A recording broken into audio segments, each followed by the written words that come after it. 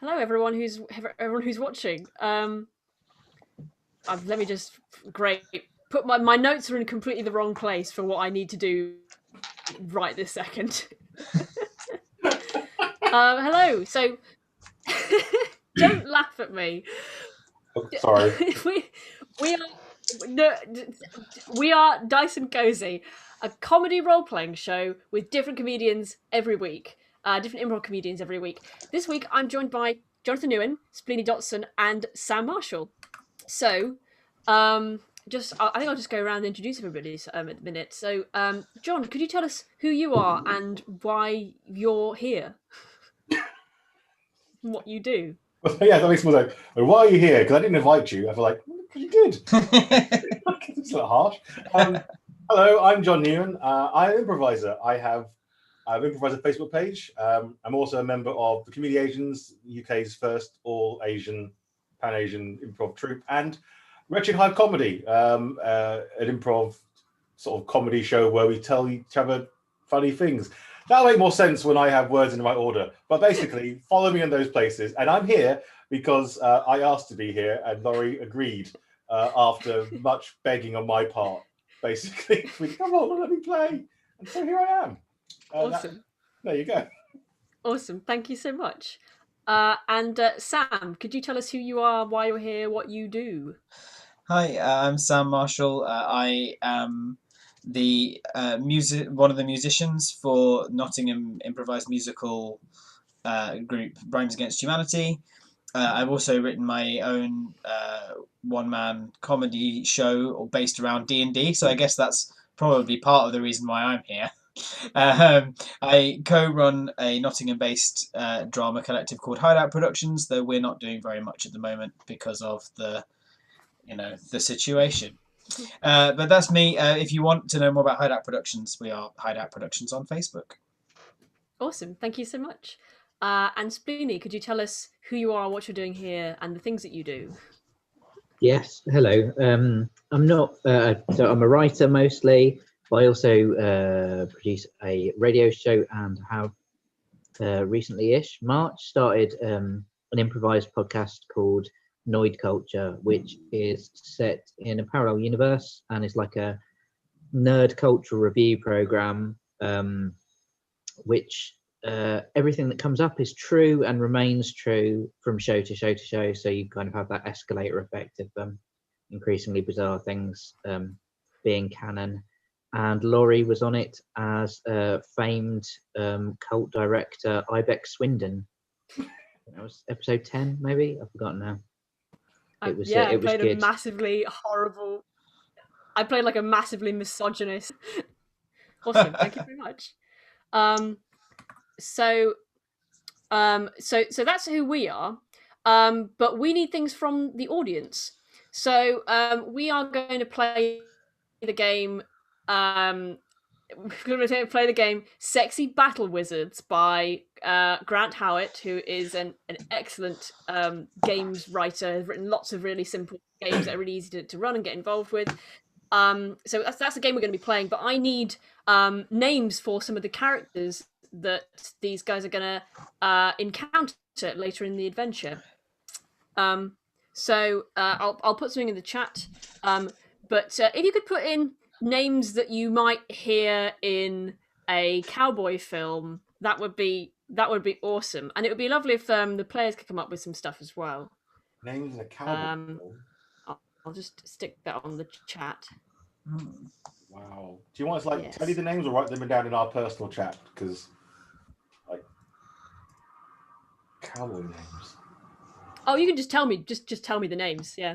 I feel like Dodge Flixworth is an obvious name. Nice. What? Dodge Flixworth. I have that moment going. The same moment that Michael J. Fox has in Back to the Future. I just want to say Clint Eastwood, because that's what he tells everyone his cowboy name is in Back to the Future 3. I have that moment. I can't think of anything else. He's like the cowboy in my head. Could we have East Clintwood? Yes. East Clintwood. East Clintwood. That's great. Excellent. I'm trying to think of a last name for. I've got the first name. I want someone called Hannibal. Hannibal. Hannibal the Draw. Hannibal the Drawlinson. Hannibal the Draw. Sounds like a guy who just never wins or loses. Like, I'm always in the middle. Yeah, I always get the gun out.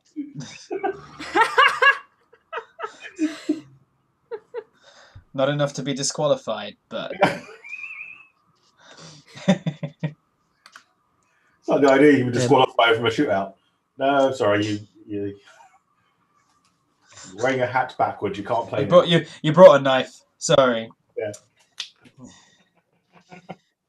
I always like Dutch being a name in westerns. Excellent. I feel like making it a non sequitur, so like Dutch German, which is a valid name, but also a completely invalid name at the same time. Wonderful.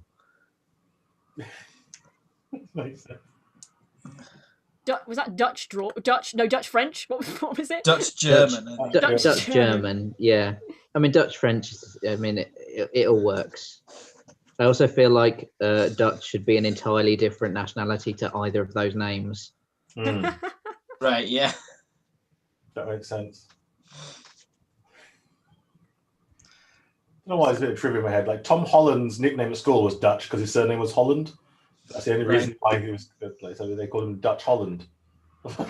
Just right on the nose. How many more names? And yet do you not on require? the nose. Oh, yes, not. How many names more would you like, Laurie? Because I don't want to like give you like 1,000,005 NPCs who will never turn up. But like, No, it's good because because actually the amount of NPCs that turn up will probably be more determined by you. Like, I want to speak to everyone in the barber's shop. Okay. Come up with as many dumb names as you like. all I can think of are characters from Oklahoma, which doesn't help me at all. So Curly something. Curly something. Curly something. Yeah. Curly Straight. If we're going to have Dutch German, Curly Straight has got to be the name, hasn't it? Definitely. Curly Straight. Also, I really want, if we are going to have a barbershop, I think we should have the proprietor, and I think it's something along the lines of Snips McFacelift. No. I made a mistake mentioning the barber's shop. I've got one line of Snips. What was it, Sam? Snips McFacelift. I think we need to have a muck in there somewhere. Snips McFacelift. Okay. Yeah. I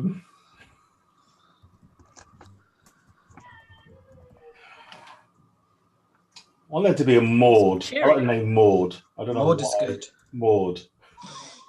Maud, as in the female name, or Maud as in the French for death.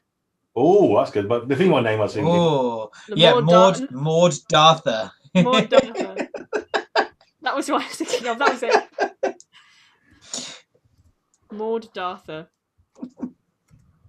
There should be more female cowboy undertakers. Like, that's basically what that is. Maud Darther, yeah. I feel like a very obvious name that we've missed so far is Pete the Left Leg Slung Bucket. Oh, of course. Yeah. Turns up in most westerns. You're absolutely right. The left leg slum bucket. It's like, what is it? It's like, wait, so you're saying that comes up in every western? It's like the western equivalent. Oh, I'm trying to. I mean, pretty much. It's like a character equivalent of a Wilhelm scream. It's like it's not Exactly. really. It's not really a western unless you have. I'm pretty sure. Even though The Revenant is like 30 years earlier than most westerns, I'm pretty sure he was there in the background somewhere. I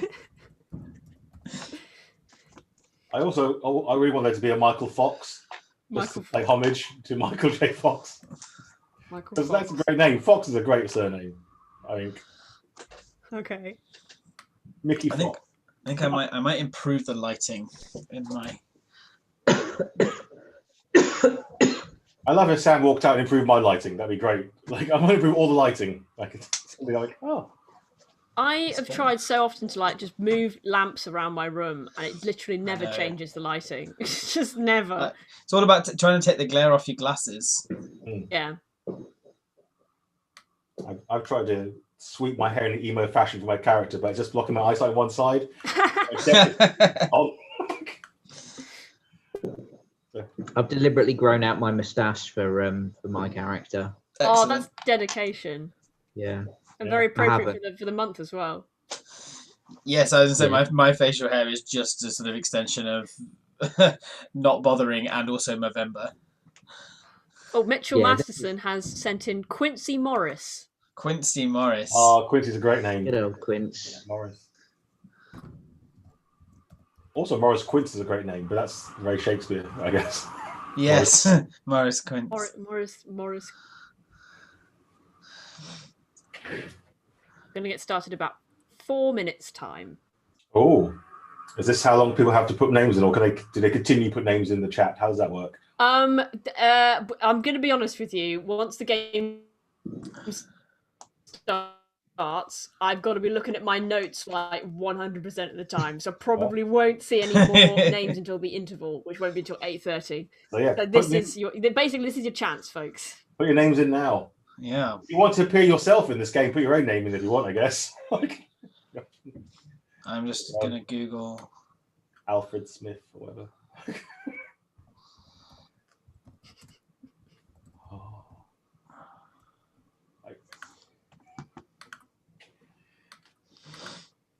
I just kind of want there to be a character called the Bat.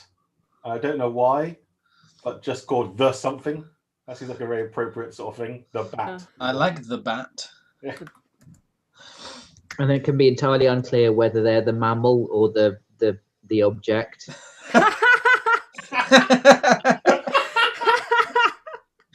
Simply known as the Bat.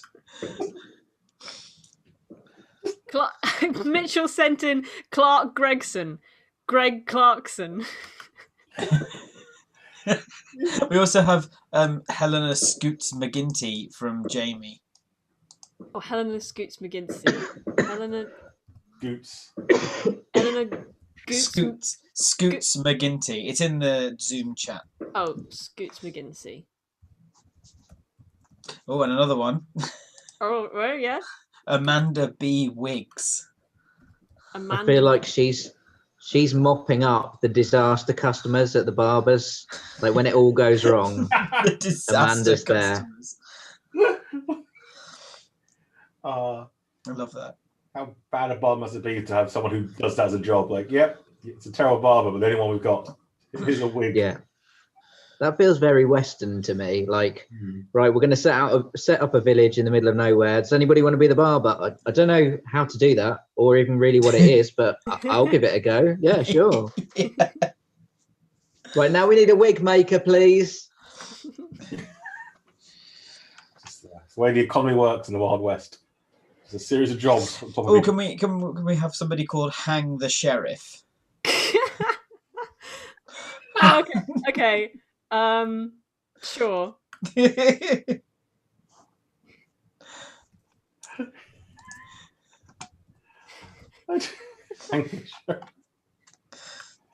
I feel like Okay. this guy Hang should take on a series of other jobs, ultimately ending with DJ. yeah, absolutely.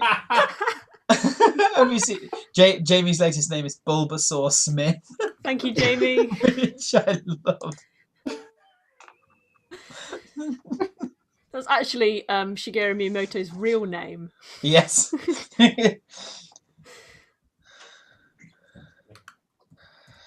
Oh. Yeah, and Koji Kondo's is Charmander Jones.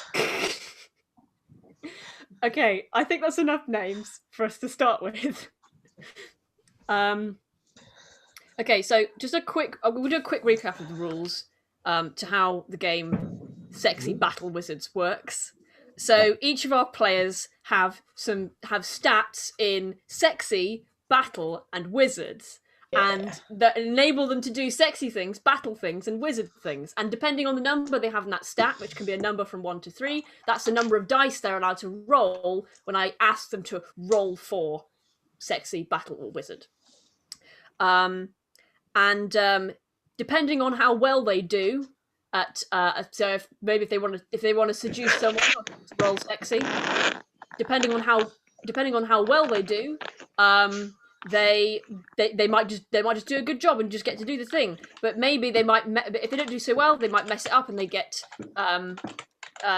they have to they have to mark what's called stress. If they get too much stress, I'm gonna say if you get 3 stress, you have like a magical like discharge, which like there's like an explosion and bad stuff happens basically. Like if you like yeah, well just there's another way of doing it in the rules, but I'm gonna change it just to simplify it a bit. If they do really bad, they not only mark stress, but they mark determination. Determination is and depending on how many determinations they have, they can add another dice to a roll that they do in the future.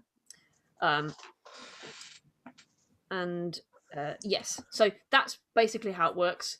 If that doesn't make sense, it will make sense when we start playing because games always make more sense when we start playing. Okay, is everybody ready to start? Yes. Yes. Just see Yeah. Sam's name is great. Oh yes, do you all change your have you all changed your names to your characters' names? Oh, how do I do that? Oh, I can probably do it for you actually. Yeah.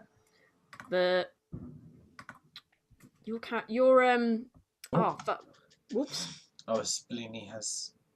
You, gone over here. there you are. You're back. What's your character's name, Spleeny? I can't remember. It is Julian Jessup Jive Hips, That was but Jive Hips is pronounced Jivups, Jivups. Excellent. which I'm extremely touchy about. Okay, is that spelled right? Well, it's an A in Julian, but it doesn't really matter. Ah, no. I will change it. It will be perfect. There we go. Yes. Okay, so without further ado, we shall make a start to the game. So, all of you are sexy battle wizards, magical crime-fighting vigilantes who work for the College Errant, which is a rogue organisation that operates from a castle above the sky. And all of you wake up in your dorm rooms to the sound of a little bell ringing in your rooms. That means the professor wants you. And you know that this is Professor Snips McFacelift. So all of you find yourselves standing in the office of the head of the College Errant, the Professor Snips McFacelift. He's a salt and pepper silver fox of a guy. He sets down his green tea and looks at you sternly. Listen up, you sexy, sexy battle wizards. We've been hearing reports in the town of Leatherbut that there's been a civil war brewing between 2 major factions. Their sheriff's department is utterly hopeless. If we don't do something about this, there's going to be a lot of civilian deaths. I need you to get down there, sling some spells, show some skin, sort it out, chop chop. And so, the 3 of you coast out of the College Errant on your arcane surfboards. And as you're spiraling down through the sky, I'm going to zoom in on each character in turn. And could you describe your character and how they're sexily careening through the air? So, John, if we could start, could you introduce your character, what they look like, how they're surfing through the air so very sexily? Well, yes, my character is called Strutsu. And if anyone's wondering, that's just an anagram of the word stardust. Strutsu looks like a teenager. He's not a teenager, he just looks like one. He always carries around with him a basketball because that's what teenagers do in his world. He wears monk's robe and has one swishy bit of hair over his face that is always looking cool all the time. And occasionally he blows like this, like I'm doing now. And that makes people wither at his, like, movement of his hips. He looks incredibly cool. He wears sandals, has a great complexion, and basically has a very easygoing demeanor. But at the moment, he's preoccupied wondering, how long has Snips sounded like Michael Caine? And that's a good thought process. Like, nothing else. Don't worry about that. So even then, he looks cool and sexy as he floats down in a spiral on his surfboard. Excellent, thank you. Sam, could you describe your character, what they look like, how they're sort of surfing through the air down towards the town? Okay, my character is Pragmaticus Chrome. He's a scurvy dog who knows the high seas better than any other battle wizard. He has a double-barrel cutlass at his hip, and he's wearing a very, very in romper. He's got a small cactus on the front of his arcane surfboard, and his main feature is he's got a very, very well groomed beard that's plaited all the way down to his belly button. And he's surfing through the air with all the ease of a sailor of 30 years.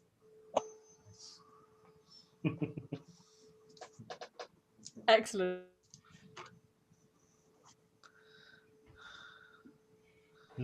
Oh, is Laurie frozen? Yes, Or is it just Of your me? character. he's frozen for me. Shall I Oh just? no. Yeah, I think you just go. Yeah. I'll just Okay, go. it'll come So I'm. So my character is Julian Jessup Jivups. He is a kind of late 60s to mid 70s sex god, probably more like mid 70s. So clearly he was inspired maybe by James Bond in the 50s as a younger man. By the mid 70s, his shtick is slightly seedy and weird, but that has unleashed the magical potential within him. And whatever decade we're in now, he looks exactly the same, even though he's, I guess, in his 80s. He's got a loose moustache, not necessarily unlike mine, but a bit more kind of, I don't know. He's probably got product in it of some kind. He has a paisley shirt on, which is buttoned to about here, but is clearly quivering, ready to be unbuttoned and unleash the chest hair at any moment. And he is traveling on a surfboard, sort of leaning forwards like a man trying either not to express a bowel movement or desperately trying to express a bowel movement with the aid of a nurse. With all the grace of like Roger Moore in one of the late Bond movies, against a kind of backdrop pretending to do a stunt that he is absolutely not doing. Just constantly looks like you're moving against a green screen. Exactly. Well, whenever there's any movement required, Julian moves in almost slow motion. Like you kind of wonder how he's moving slowly. Like that's not even like I've met old men; they can move at human speed. I don't know why he isn't. But yeah, all action sequences involve him very slowly moving towards things, and this is the grace with which he conducts himself on the surfboard. Excellent. Perfect. Am I back? You Yes. are back. Oh Yes, my you are. god, I'm so sorry. Zoom just crashed for no reason. I'm back. Okay, cool. I'm sorry if I missed some of that, but I did hear most of the first part. The sorry, tech problems. Never mind. Okay. So thank you very much for your character descriptions. The air, and you land heavily in the middle of an old Western style town, creating a huge dust cloud. The sun's high. You can smell whiskey and vengeance on the air. As the cloud from your arrival dissipates, you see you've landed in the middle of what was about to be a shootout between two opposing spellslingers who both have their wands raised and look very, very confused and very, very sexy. Like a pink boiler suit with gold belt and a pink mask with a long fringe. Points their wand at you and says, "You're with Hannibal the Draw, aren't you?"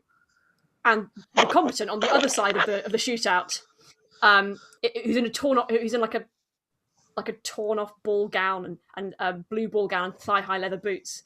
She spits on the ground and is angry at this accusation.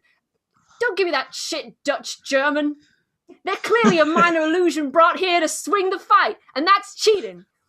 And all around you see suddenly these two gangs that are led by these two opposing spellslingers, and you hear little click noises as people cock their wands.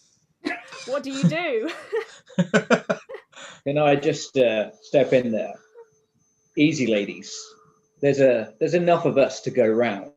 Okay. The one We in don't need pink. to The be one in pink divided. says, "I'm not a lady." To me, you are, unless you identify otherwise. In which case, to me, I'm digging a hole. I'm an old man. I identify otherwise. Great. Well, easy there, sexy human. Who the hell are you? Well, let's introduce ourselves, shall we? Look, Who wants to go first? we are no mere illusions. We've just come on into town in an unusual manner to take in the deserty, dusty air. As you're saying this, you sort of feel your words falling on deaf ears as these two gangs, and you now see that there's one gang led by the person in pink and one gang led by the woman in blue. And they're kind of just like squaring off in the middle of this main street. The woman in blue, she has like a kind of cold gaze, and she just looks at the three of you and looks at her gang, and holds up her wand, and like there's and suddenly loads of, like the air is filled with spells, and you hear people shouting, and there are like you actually see people in the buildings on its like you now see you're in the kind of like you're in the main street of this kind of old west style town, and then there are people in the buildings who are like hammering like wooden boards and onto the inside of the windows, and then there are civilians around. What do the three of you do? There was a civil war brewing, and it was and you am I frozen again? A little bit. You're coming through. Yeah, you're coming through a little bit juddery. I think we got the gist of what you said there. Yep. Okay, cool. I do have an action I would like to do or attempt to do. Yeah, So go ahead. I'd like to try and take cover behind a barrel, and drawing my double barrel cutlass, attempt to disarm at range as many people as possible. Okay, so that sounds like a battle roll to me. Excellent. Okay, I have 3 in battle, so rolling 3 dice. Okay, I'm going to ask you to beat a 5. Okay, and it's the highest roll, right? We don't add them together. It's the highest roll. It is the shit. I'm actually not sure. Yeah, we'll go with the dice with the highest number on it. Yeah, that makes sense because you 4 or 5. Yeah. Well, I mean a 5. I rolled a 5. Awesome. So that was the highest number you got. So you met it. Yes. So are you aiming at one gang in particular, or are you just indiscriminately? Yeah, as soon as somebody is close enough for my cutlass blades to shoot off and bring themselves back into the hilt, I'm gonna just try and disarm people to stop them shooting each other. Your cutlass does what? Sorry. It's a double-barreled cutlass. There are 2 blades. They each fire from the hilt. Makes perfect sense to me. Do they just? Do they come back? Sorry. Yeah, of course. They're attached by chains to the hilt. Of course. It was just weird otherwise, wouldn't it? It was going to be a melee weapon, but I want to hide behind a barrel. Okay. So, yeah, you see Pragmaticus like backflip behind this barrel, and then you're jabbing your arm out, and you're there. You see a blue and a pink like locked in combat, and you're just like shoom shoom, and then they're both and fall back and like look around confusedly. They don't even see what happened, and the two of them just run in opposite directions. Excellent. I will say that what's the thing? Yeah, so you're focused on what you're focused on what you're doing. So and because you met the role, you mark 1 stress for me, please. Okay. Two of you helping, or are you doing something else? Is there a saloon visible that isn't boarded up? Yes, there is. I'm just gonna. It's not. It's going to be boarded up very soon, but it's in the. It's if you reckon you can get over and. Yeah, I'm not gonna rush myself, but I'll saunter over and hopefully make it before the boards go up. Awesome. Over. So you head over and you see it's called the Blackstrap Saloon. Nice. So what are you doing? It's like I'm just gonna casually wander it. Yeah, I'm just gonna casually wander in as if literally nothing is happening. So you head in and you see like nearly everyone's on the opposite side of the saloon, and like people are starting to build a barricade, and you just kind of like push a chair aside. And you see the proprietor is like on a chair, like hammering the wood onto the side. Get in! What are you doing? I'm just gonna lean casually on the bar and go, "All right, chap, have you got any good spirits at all?" Well, I mean, I would if my listen. This is a. We should have had something this morning, but we didn't, and it's part of the reason why all this stuff is happening outside. I'm just gonna. She's just like trying to hammer it and like. Yeah, there's explain. a lot of fuss and noise outside. Yeah, that is it's a curious thing. This has been coming for weeks. Hey, you looked. Are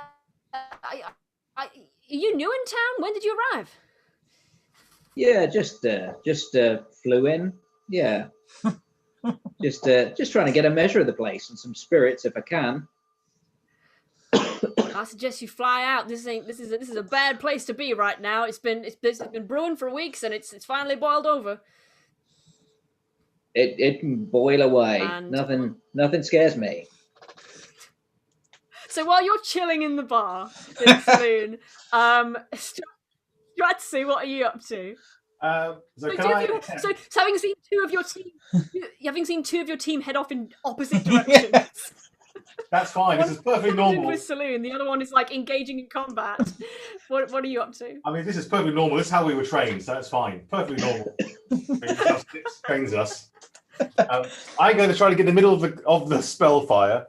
I'm going to try to weave some magic to deflect all the spells in such a way that they make a lovely picture of the three of us in a Charlie's Angels pose above my head.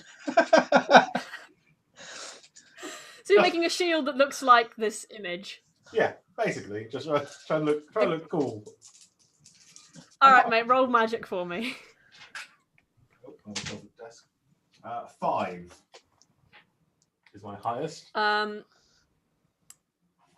Oh yes, that exceeds. I was going to have you roll a 4. Yep. So you succeed. And what is it? Yeah. So you create this. So yeah, you step into the middle of the spellfire. Spells like whizzing past your ears and like ruffling your hair. And you wave your hands, and this huge like projection comes up of you and your best buddies. Like it's like you're modeling it off a photo that you actually took yesterday and so yeah, this huge shield comes up, and like are you favoring one side over the other? You don't really know anything about either of them yet. No, I'm just like funnel the magic upwards, like so that the spell funnels it upwards basically, so it goes into the sky. Probably hits our castle, but that's not my problem right now.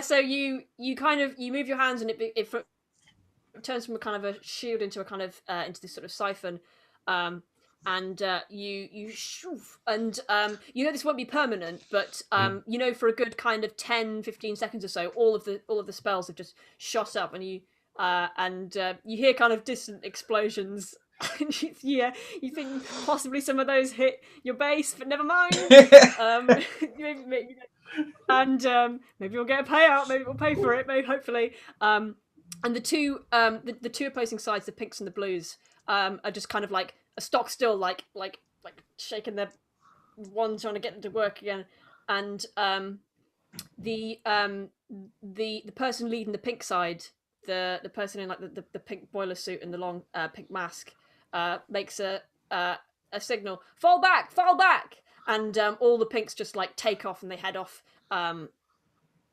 down the other side of the street, and the and the blue side, the woman leading them, she says, "Half of you follow them, half of you with me," and goes the other way. So you seem to have kind of like it's not all out war right now, but you seem to have kind of like quelled stuff a little bit. Mhm. And Julian, you hear the kind of the noise outside lessen, and Pragmaticus, you've been kind of behind the barrel watching all this, very touched about the thing with the picture. Yeah. I was preparing to like run the gauntlet of the siphon to try and get from where I am to the tavern, but the danger has passed.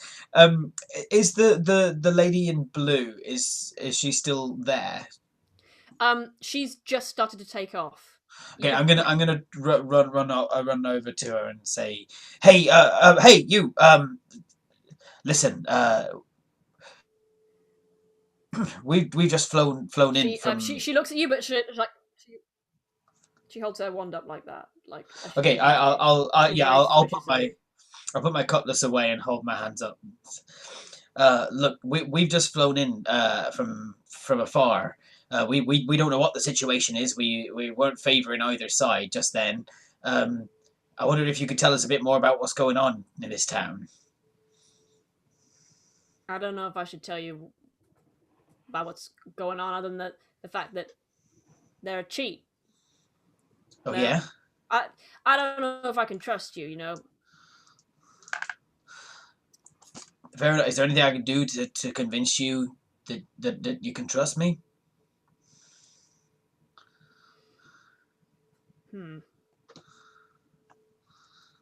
Well, it's not exactly a secret now.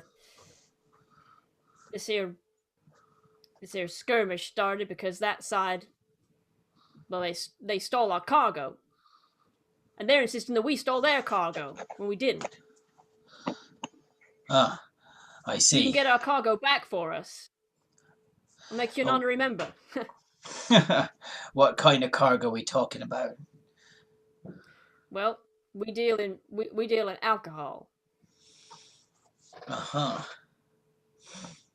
All right, and that's quite a rare commodity around here, then.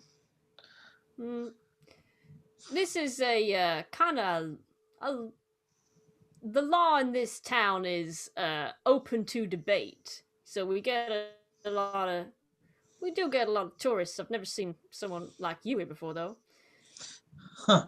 Well. Or your two friends. Maybe once we get your cargo back for you, I could take you for a drink sometime. And I stroke my very long plaited beard and walk off towards the tavern. Yeah. Awesome. Okay, so you've made that connection. Is anybody else doing anything? Julian, you see your friend talking to someone and then heading over to you. Stratsu, you. Yeah, I'll hitch up our surfboards as if they're horses. Yeah, there's actually there's some stables. Yeah. I think what I'll do is so I have a map. I can't remember if I put it in the chat or not. I don't think I did. I haven't got it yet. I have a map for you. So I normally have a techie to help me with these things, but there were none available this evening. So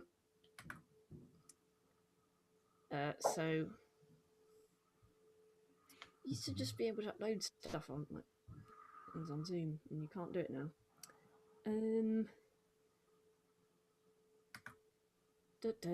Sorry, talk amongst That's all right. yourselves. This will make it easier to navigate the town, though. So I'm gonna do it. That sounds good. Do. Hey, so did you manage to find some alcohol, Julian? Whether or not I have, I intend to be holding a martini when Pragmaticus enters, even if it involves me having to use magic. So I can simply answer by going, mm-hmm.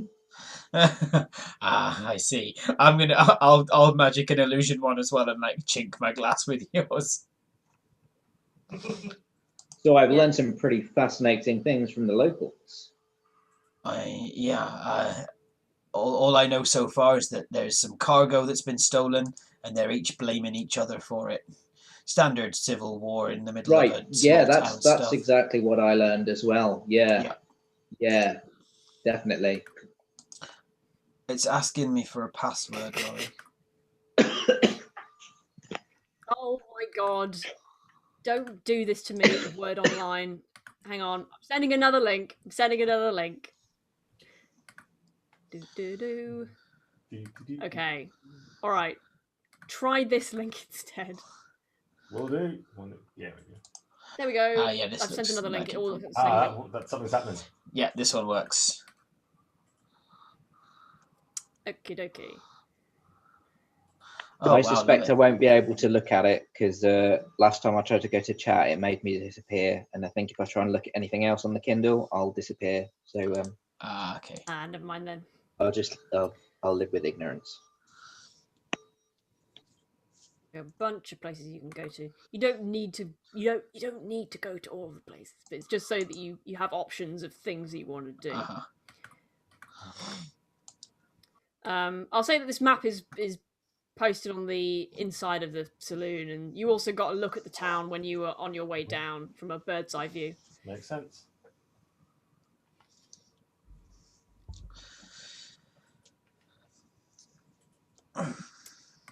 Cool. So what are you up to now? All right, Stradzu, have you joined us in the tavern? Yep. As soon as I tied up our horses, Yeah. Cool.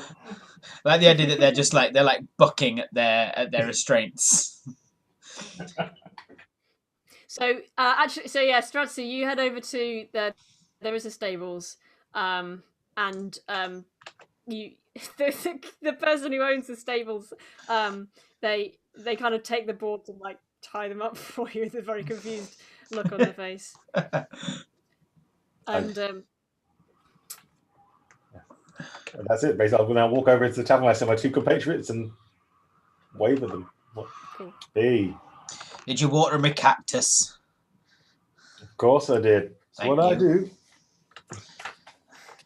It's not normally that I would make somebody who's on the same level as me do something for me, but you did take my surfboard. Well, it seems only fair. Yeah. Hey, why are the people still cowering in the corner over there? Are they okay? Yeah. I don't know if they know that the duel is over. They've done such a good job of boarding up the windows that they might not have seen that everybody's actually gone now. Yeah, you hear someone at the back go, "Duel's over." I think some people just liked. I think some people just like to cower, don't they? It's kind of in their nature. It's sort of got sort of comforting. There's an old man who goes, "Yeah, I love me a little bit of cowering." I would have said you were a cowerer to a T. Oh, you are too kind, sir. You have the jib of a cowerer. It's just cower state. Are you doing anything else apart from complimenting old men? No, just going to tell him keep cowering and carry on. Excellent. Right you are, sir. So we need to develop a plan. We do. Although I really don't know what it relates to or where its endpoint would be. But let's make one. So you have been, as far as you know, there has been a problem with the two gangs in this town for a while, and it's kind of been about to bubble over, and the sheriff's office has been totally useless at sorting it out, and your organisation, being vigilantes, are going to try and step in and try and do something about it. That is as much as you know so far. Right. So the way I see it from the map on here, this here tavern wall, there's an area of the town that's the blue den, and an area of the town that's the pink den. And they're on different sides of Main Street. And it seems like the blues think the pinks stole their alcohol. But I reckon that if we went to the blues, they'd say exactly this. The pinks, they'd say exactly the same thing about the blues. You hear the old man from earlier go, "That's not what I heard. I heard that I heard that the wits stole all the opium off of the pinks. The Marys, sorry." Yeah. Interesting. Thank you very much, stranger. Who's the witch? The witch? Which witch? So he said, "That's the you newcomers, of course. So the pink fellas, the pink people, they're called the Marys. They're led by Dutch German. The blue fellas, the blue people, are the wits. They're led by Hannibal the Draw. She's a scary looking lady with the blue dress." All right. So one of them trades in opium, and the other one trades in alcohol. And they each think that they stole the other's produce, despite the fact that they don't trade in each other's merchandise. Yep. Well, they've had a I mean, those two have had a vendetta for as long as anyone here can remember. Well, sounds to me like somebody's just trying to stir up things in the town. And what about the sheriff? What do you hear about the sheriff? Oh, Mr. Hang? Oh, he hasn't been the same since his partner left town. He's been a bit of a wreck. He was pretty useless anyway without her, but recently, it's like he's letting the whole place run riot. Right, I have a plan. Do tell. I think we need to divide our forces. One of us needs to seduce the blues into seeing sense. One of us needs to seduce the pinks. And one of us needs to seduce the sheriff into getting his shit together. I like how all your plans start with the word seduce. Well, it's Start what we do and best. end. Yeah. I mean, it's what you guys do best. It's not really my strong suit, but I do have the magic for it. So, And you have a pretty seductive beard. well, thank you very much. I don't normally swing that way, but I'd swing with your swinging plaits. Well, my swinging plaits would definitely swing with your swinging hips, Jessup. But we're getting off Well, track. Let's not get distracted again. It's like that Right, Charlie's Angel picture. That was a nice touch, Stradzu. Thank you. Right, I've already established a rapport with the blues, so I'll go and try and seduce the blues. You two can fight over the sheriff if you like. Well, do you want to take the pink, Stradzu, and I'll take the sheriff? That sounds like a great idea. I'll go and find the pink people. I've forgotten their names. The pink people. The Marys? The Marys. Marys. Yes. It seems that people call them the Pinks or the Marys. The Marys is like their official title, but like, yeah, so it doesn't matter. Okay. Okay. Splitting up Okay, is so who's it's not who's normally going something we first? do so early, but I think it's probably necessary here. I don't mind.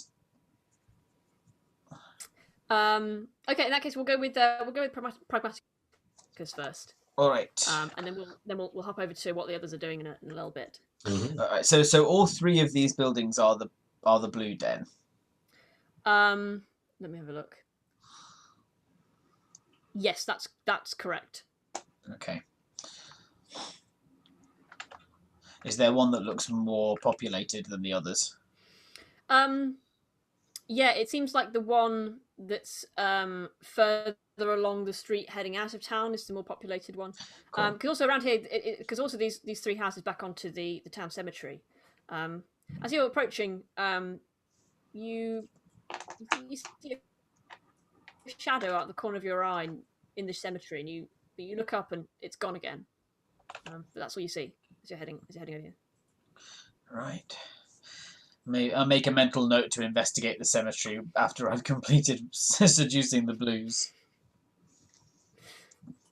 Okay. So yeah, I'll go and I'll knock on the door of the building.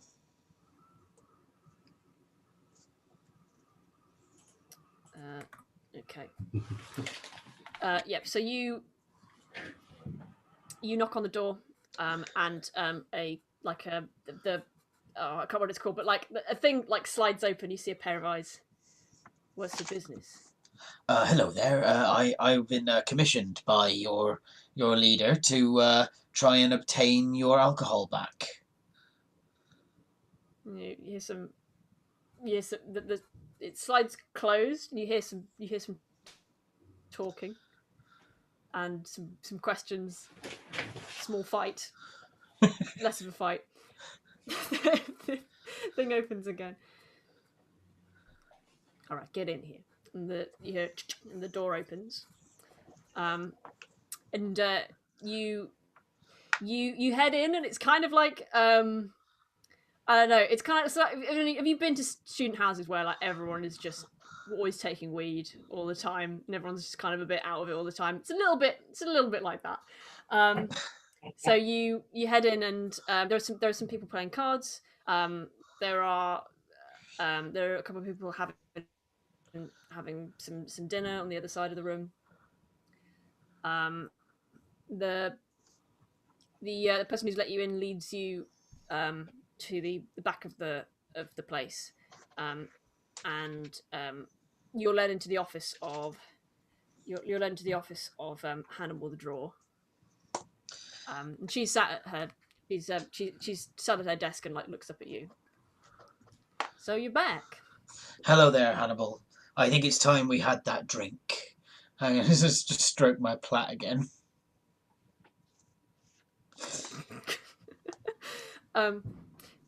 She gives you a nod, and she goes over to a small cabinet and takes out a nice bottle of spirits, and pours the two of you a little glass, and passes one to you. Takes hers. So, look, I really want to help you get your alcohol back, but there's clearly something going on here that's more than just blues and pinks. So I want to know everything. Tell me what's going on. Why do you want to help me get my stock back? What's in it for you? You just appeared in town right now. I mean, for all I know, you could be a spy. If you are a spy, I will spell you dead right now. But we're having a drink, so I'll be civil for the time being. Look, my friends and I keep slipping into your accent. My friends and I, we're just here. We're a concerned party. We've seen what's going on here, what's been brewing under the surface from afar, and we're just here to restore some peace. Seems the best way to start is to get you back your alcohol.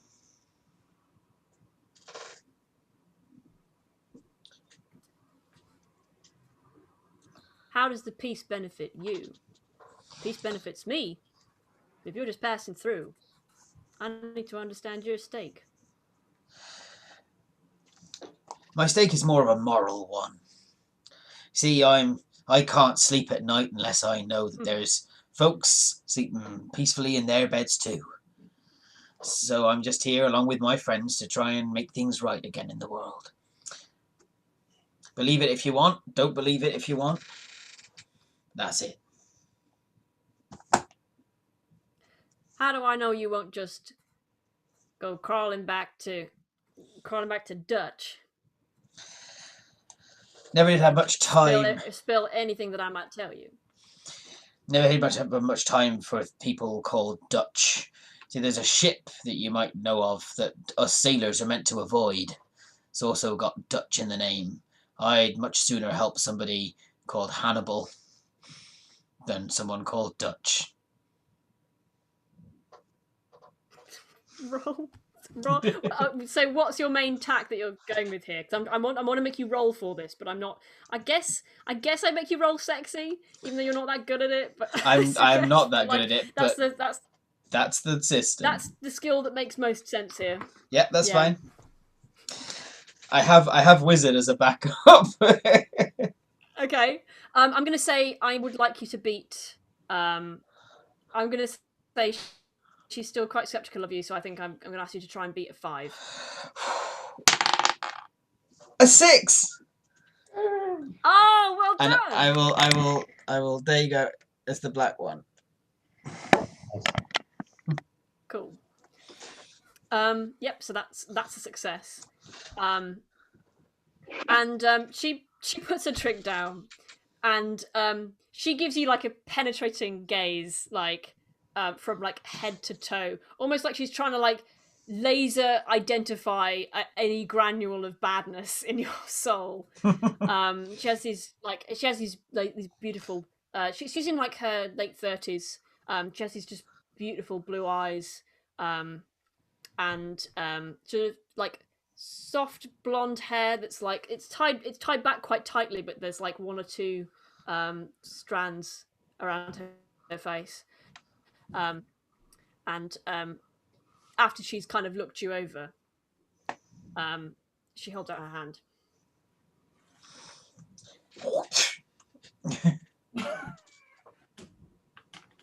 Okay, and yeah, the two of you shake.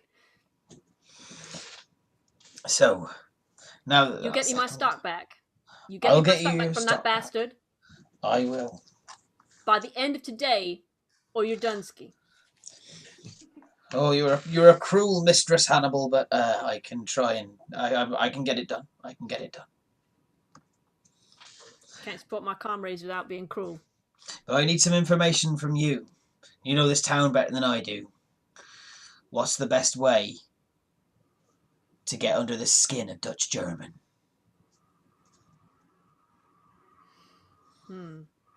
That's a mighty fine question. You see, Dutch's weakness is the way that he organizes his gang. The Dutch. Note from Laurie. I said he there. Dutch is they. I forgot that. Never mind. Never mind. Dutch's weakness is the way they organize their gang. They call their gang their children, which I think is a weakness. I call my gang my comrades. We're equals. If you put one of his children at risk, that could put them in a pretty difficult situation. Noted. All right then. Since we have an agreement, I will make sure to have your stock back by the end of the day. I count on it. Oh, and by the way, do they serve Get food out. here? Because I'm really hungry. I mean, I won't bother you anymore, but No, if I can... You want food? You go to the saloon. All right. I saw some people having dinner. Just, you know, I don't mean to impose. That's my dinner. This is my house. Oh, okay. Right. I thought if I could patronize your business as well as help you out, maybe I could, you know. But say no more. I'll get you your booze. I don't need your charity. No, it's not. Fine. You want me to go and take my custom to the saloon? I'll go and take my custom to the saloon. I asked you to. I don't need your custom. I don't need your custom for food. They don't sell food here. Get out. Get out. Oh, I'm going. Okay. I think she's really starting to like me. So we cut to either Stratsu or Julian. I think it makes more sense to go from one gang to the next. Yeah. So we're going with Stratsu? Mm-hmm. Okay. So Stratsu, what are you up to? Yeah. I have to say though, that was classic sexual tension, like Pragmaticus, guaranteed. That's always like early part of the movie where the woman is like, "Get out of my crack den, or I'll kill you." Guaranteed to have sex before the end. If not, get married. I'll just go and knock up on the Pink Den's door. They've only got one building, I think. Yes, they do. Oops. The Hang on, let me just check the map. Um, they have like a slightly bigger place, but it is just one. Mhm. It's just one place. Yep. So you head over there, and you. Hang on. What's that? Yeah, and this place is actually opposite the chapel, Mhm. which seems pretty like underused. Doesn't seem like a very religious town. But you can see there's like a teenager like there, and they're like sweeping up outside with a very bored expression on their face, wearing like religious clothes. It seems to be sort of Christian Catholic stuff, but like the iconography of the chapel actually is a bit ambiguous. But anyway, you head over to the pink the pink house, Mhm. and you knock on the door, and there's a similar sort of a slate as the thing opens. Never gonna know what that is. Hatch. I don't know. The thing opens. Yeah. The hatch, yeah, hatch works actually. Yeah, the hatch opens, and you see a pair of eyes. What's I'll your just business? smile sweetly at them until they say something.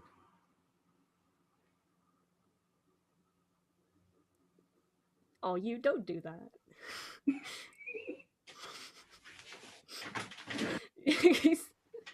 You get closer. Like, no, no, I'm trying to do my job. Don't do this to me. um, could you roll sexy for me? Is this your highest stat? Be a 4. But go for a 4. I got a 4. That's what I did. So I do have a 4. Okay, so you hear the voice on the other side. I probably shouldn't do this, but and I opens the opens the door for you.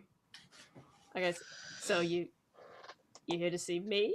And there's there's just like there's a young guy standing there in like red check shirt, ripped jeans.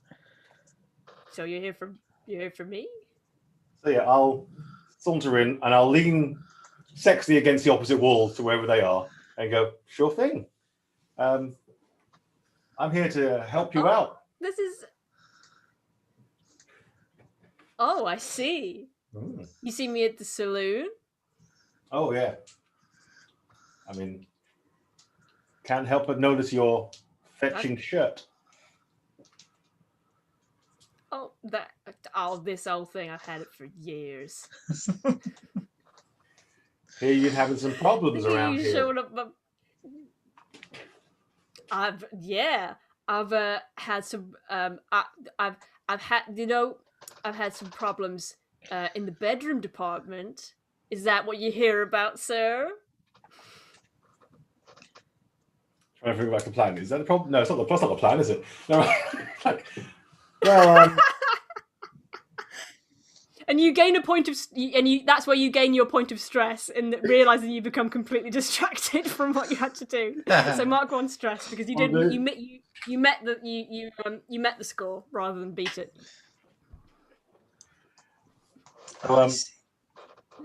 now I'm here to help talk about your opium problem. And you see a kind of like a twitch in his face. Oh, well, you see, we'll have the we're gonna have the stock problem sorted out. If you're one of the drugs barons, from one of the other towns. Rest assured, it's all fine. You don't need to like shoot up and kill anybody. It's not necessary. Oh no, I'm not here to shoot or kill anybody. I've been sent over to help y'all. Really? Say, who are you? Oh, well, my name is Stratsu, and I sort of look very coy. I should always point out my big basketball I carry around is in a massive, oversized pocket in my monk's robe. It just fits one side because it's the only way I can carry it usefully. You have not mentioned that, John, like at any point until literally right now. I don't forgot. I've always carried a basketball, but it's like a one massive pocket that it fits in on my monk's robe. It's the only item I have of any value because I'm a monk, like monk basketball player. Sexy though, like.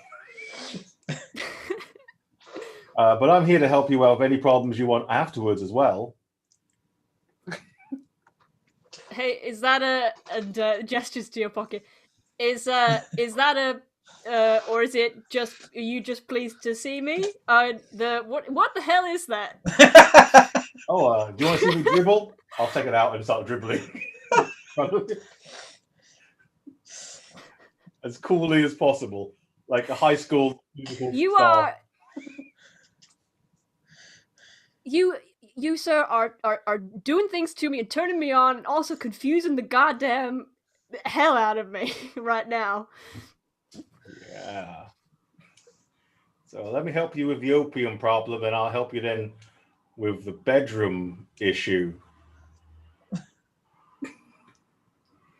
Oh, but I mean, I mean, I'm not the authority to talk about the opium problem. You're gonna have to talk to Chief about that. Oh. Internally, my cat's going, "You're not the chief." Well, that was a weird time I spent then. Like, No, I'm not the chief. I just answered the well, door. show me to the chief. I offer my hand. So Okay, I'm sorry. What was that? Sorry. I asked if you were here for me, and you said yes. And you didn't ask who it was. Oh no, it's okay. I'm so. It's okay. Why don't we go I'll see the chief take. together? I can take you to the chief. Okay, sure. and so, and so, he takes you to. He didn't ask who he was. He just answered the door. Why would the gang leader be answering his own door? When he I was, knew like, the whole time. You may know Stretzy may not be the sharpest tool in the box. There may be a possibility of that. Okay, so you head to the office of Dutch German. You learn that this young man's name. You learn this young man's name. You learn that his name is Curly something. I love the name. No wonder he's having problems in the bedroom department if he's curly something. He does not disclose that to you, but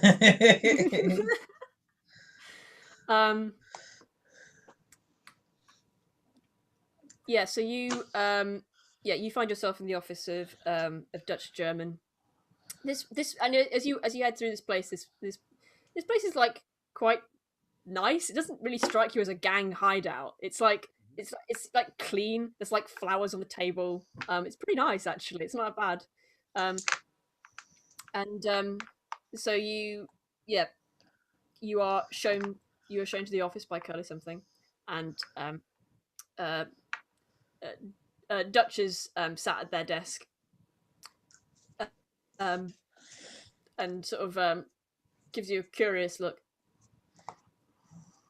You diverted all the fighting earlier today. I did. You're welcome. What are you doing in my company? Oh, well, you see, I've been here to help you with your supply problem and try to find what happened out to your opium supply. All right. Well, I mean, there's no confusion over what happened. Hannibal has finally taken has finally taken a move and has elected to start a civil war. Oh, And my response is to respond in kind. I have not by stealing her stock, no matter what she accuses me of. But if she threatens my family, then I'll respond in kind. well, I now lean and sort of half sit on the desk in a sort of sexy femme fatale manner, and go, well, perhaps I can help you get back your stock, and then it will end the civil war. We don't want any war going on now, do we? And I'll see if I can reach across and tickle Dutch's chin. Don't know if that'll work or not. They allow it. Yes. They're like a bit, so they're a lot bigger than you, and a bit older. They seem to be in their early 40s, mid 40s, and quite kind of strongly built, possibly a manual labourer before whatever's happening right now.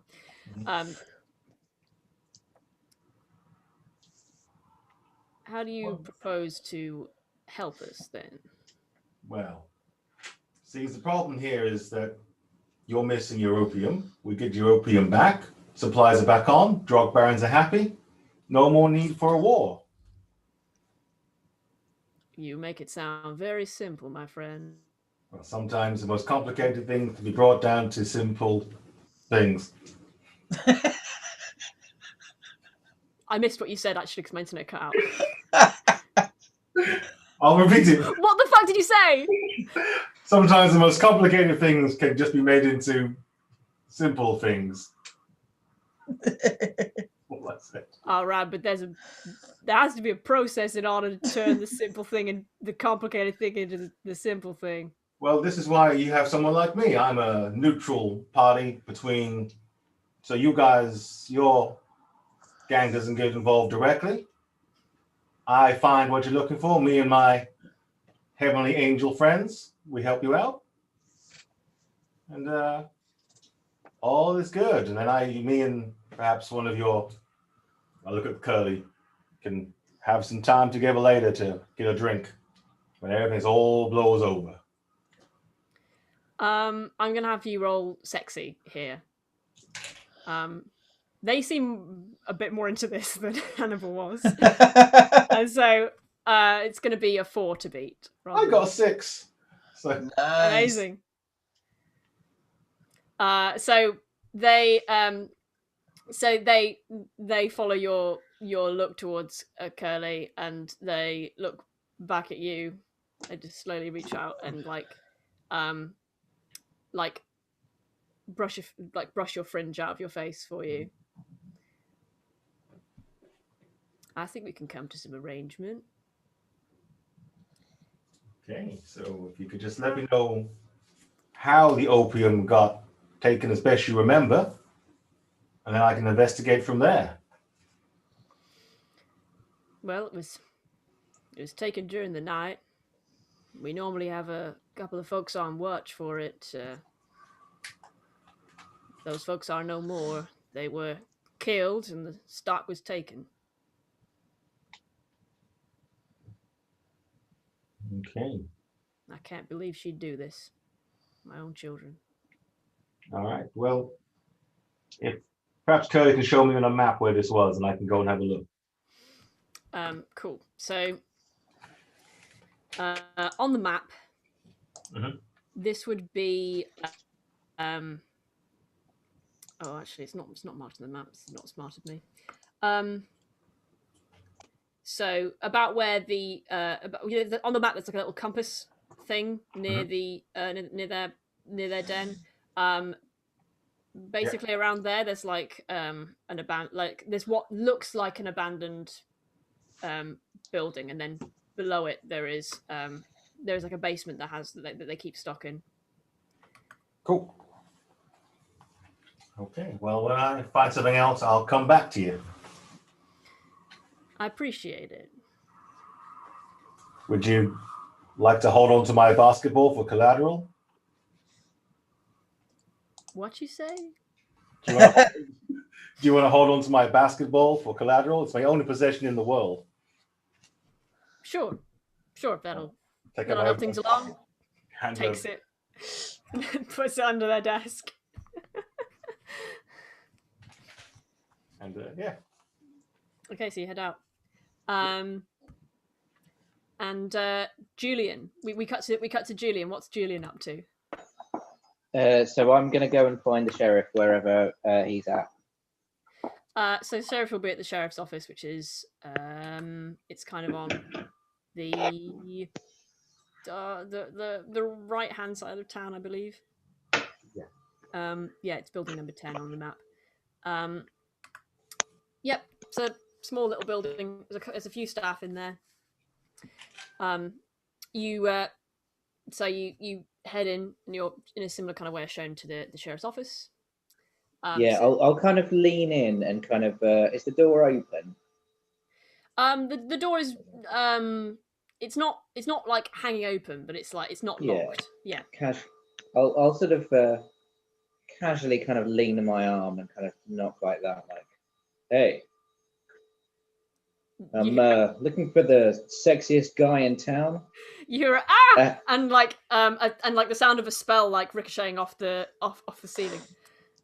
Easy there, guys. I'm just here on sexy business. I'm looking for the sexiest guy in town. I hear his name is Hang. My name's Hang. And you see, and like you look into this room and you see like an arm like behind the desk like waving. That is a sexy disembodied voice. Come on out, Hang. Let's see that face. Thank you. And Hang stands up somewhat embarrassedly. They're kind of like a bit of a gangly guy, like probably late 30s, early 40s. Sort of a bit of just awkward kind of body language. Like he's wearing the attire of a sheriff and does not give the impression of a sheriff in the slightest. Look at that courageous physique. And what cologne is that? I've not come across that one before. It's musky. I had some tequila before I came to work today. Yeah, I can smell it oozing out of your pores. It is a powerful aroma. It's good. It's a good thing. It's like if you could bottle that, you could sell an aphrodisiac back in the East Coast that would sell for thousands. I mean, typically you get tequila in bottles anyway. Oh, it's got to be mixed with the pour of a real sexy guy like Hang. Oh, who would be? Oh, me? Oh, yeah. Me? Oh, Hang the sheriff. Listen, is this official business or? It's officially something. Can I ask? Are you here to report a crime, or maybe a small petty theft, or the horse gone missing, or a cat's gone missing? I tell you what, I'm here to report. Yeah, sure. A crime against all sexuality. That you are not fucking every individual in this town. Oh, well, I mean, this is quite an intense job, but don't get much free time. Just sheer virility alone. That shows your commitment to being a sheriff. That you are not spreading semen in every available hole in this town is a testament to how much you value your job. Tell me, you weren't always a sheriff, were you? What have you been before? Hang the postman? Hang the... Before I was sheriff, I was a florist. Hang the florist, of course.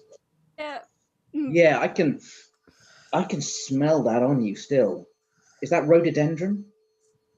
I do tend rhododendrons in my garden, yeah. I got one or two.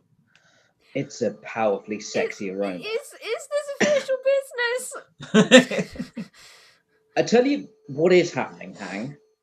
I think there's a civil war kicking up in this town. I don't know if you knew about that. Yeah, I did know about the Civil War. Yeah, did know about that one. Yeah. Some kind of pink blue nonsense.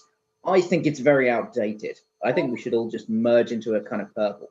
But I tell you what, a sheriff, a top-notch, sexy, confident, swaggering, powerful sheriff, they could sort out this nonsense once and for all with just a bit of swagger and possibly some good fucking for good measure. The, I think I've done my best, and I think I'm actually gonna I'm just gonna sort of Hang, let me stop you there. Let me stop you there. And I'll reach out and gently stroke his jawline. Oh, you're very close suddenly. I don't think you've even got started.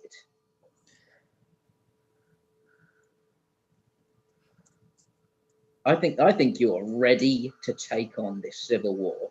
Right, Hang? Right? Well, I have this is what I have employees for. You know, I do a lot of important signing off of forms. You know, and so this is why I sort of have. Hang. Show me the forms. Gets out a manila folder and shows you some forms. Right, I'll seize them and then just hurl them over my shoulder. Oh no, I need no. Actually, those forms. We won't have clean water next month if we don't have that. Hang. Fuck the forms. Fuck the forms. But only fuck the forms once you've fucked everybody in this town with their full consent, full and gleeful consent. This is what you're here for, Hang. This is your job. It's not paperwork. You use that to clean up your whatever the word is once it's done. Your job is to go out there and bring this town to heel in the sexiest way you can as a sexy man. Roll sexy for me. Super. What do I do? So you roll the number of dice that are your sexy stat. So if your sexy stat is 1, you roll 1. If it's 3, you roll 3. And then you have to beat a challenge that I set, which is I decide. I'm my thinking is that I'm setting him up on the beginning of a journey of that, like at the beginning of a montage sequence, rather than the end point. And I think I've got 2 sexy, so I've rolled a 2. I'm gonna get you to beat a. I'm gonna get you to beat a. I'll say I'll get you. You need to beat a 5 to get him to do what you wanted to do. I've rolled 2 2s, so I feel that I have been less than successful. Okay. Okay, so in that case, you mark 1 stress and 1 determination. So if you get to 3, if you get to 3 stress, bad things will happen. You can use determination in later rolls to add 1 dice roll to your number of dice that you roll. That's what those things are. Okay, so you basically given him this inspiring monologue over a number of minutes, and he seems very charmed and enamored by you, also very, very confused, but he doesn't seem spurred on to action, and so so you're a bit perturbed. And so he said, "Listen, you've been very encouraging to me, but I think I'm just going to hide behind my desk a bit more. I think and maybe think about some of the stuff that you've said, because I mean, not even my ex-wife said stuff as nice to me as that. So I appreciate it greatly." Clearly a very confused woman, because the smell of terror sweat is that piss that is coming off you now? I wouldn't be surprised. That's sexy. That is sexy. Thank you. You go behind your desk. I'll see you later. Okay. If you seem like a very sexual person. So if you need somewhere to put that, possibly take yourself to the hotel. That's a good place to go for that sort of thing. Okay, goodbye. And he goes, he hides behind his desk again. Okay, so I guess the three of you reconvene back at what did I call it? The black The Saloon? Blackstrap Saloon. Yeah, the Blackstrap Saloon. So we cut back to the three of you, and you're sat at a table with your drinks, So discussing what you told the sheriff what? Everybody in town? Rhododendron and piss. That's the main Amazing. things I could smell. Well, you got to tell the truth, and it seems like you did that. So good work. Listen, I don't know if anybody got any other leads. I mean, because clearly the gangs haven't actually stolen each other's merchandise, but That makes sense now. there's clearly something unusual going on in the graveyard behind the Blues headquarters, so that might be a good place to go and investigate. Yeah. Sexy ghosts. Sexy Always a good ghosts. lead. They're our favourite. What about anybody else hear about anything happening anywhere else? Well, I found out where the opium was stolen from. Oh, right. So that's on the other side from where the cemetery is, though. On the other side of the town. Okay, so I think we should probably stick together since this sounds more dangerous. Did Stratsu have that voice at the start of the adventure? Stratsu is very good at blending into wherever we go. Gradzu has lost his basketball, so his voice has now changed because his ball is lost. I remember We when he also- went to Finland, the accent he came out with then, it was extraordinary. For about a week afterwards as well. Yeah. Yeah, that was. We had to leave him in an office with our Michael Caine boss to kind of deprogram him. But now, thanks to our That was an visit, amazing Finland is weekend. like the 4th best nation at basketball. So Yeah. Yeah, and top sexiest. top sexiest basketball teams. Gradzu may have an inconsistent accent, but he's definitely here. I just like how you like instantly were like, right, these skateboards are now horses. So all intents and purposes, they are horses. So where do we want to go first? The graveyard or the site of the opium theft? Graveyard is closer. So we're gonna take a break at past. So if you'd like to just clarify what you want to do when we come back after the break, that would be helpful. Great. So yeah, I guess we'll visit those two destinations. What order do we Graveyard want? first. Yeah. Graveyard first. Graveyard first. All right. Okay, so that was the graveyard, and where else was it? And then the site of where the opium was stolen, behind the pink den. Okay. And then if we have time, hotel for fun times, I guess. But I guess so, and maybe information. Who knows what Who things knows? those people learn? there are Yeah, plenty you of other two have carry already- mates we've not met yet.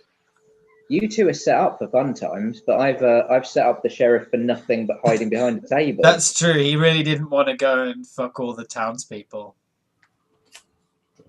Sometimes your dreams aren't other people's dreams, I guess. That's true. That's what Julian is learning. Hmm. You see, I mean, Julian, you think you got the sheriff to like you, like he didn't do what you wanted him to, but you get the sense that he appreciated you noticing him. And, I mean, you to were be very- fair, people feel good about liking and yourself. finding me physically attractive, that's it's not really new, is it? I mean, that's not an aspiration. And I feel like while Stratsu is like set for imminent fun times, I feel like I'm definitely set for third act fun times. Yeah, absolutely. Like, Yeah, I've got some mileage to go before the fun times can commence. yours are the kind of fun times where one or other of you goes to an airport and then the other one turns up and goes, I couldn't. Yeah, I and wanted to before leave, that, but I couldn't. we've got to have the whole car journey there where we're arguing the whole time. Exactly. Yeah. Why don't you take your surfboard and just surf out of my life? I don't need it. It's like you always with do. that, we'll take a break. We will be back at 8:45. and to finish at 9:30 for our for the epic conclusion of Sexy Battle Wizards. Okay. Excellent. So, Cass, feel free to turn your cameras and microphones off. Cool. And we will go get a drink, go get something to eat, and we'll see you all in a little bit. Bye. See you in a bit.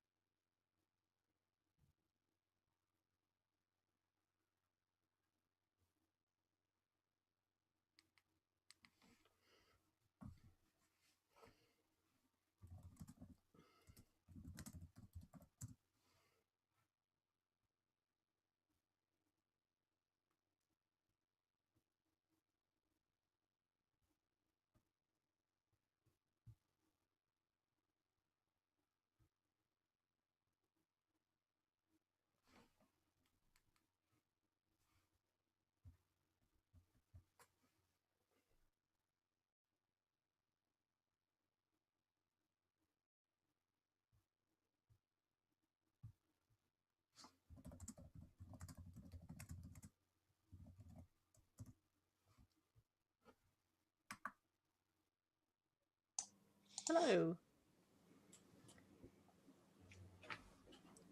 Hey.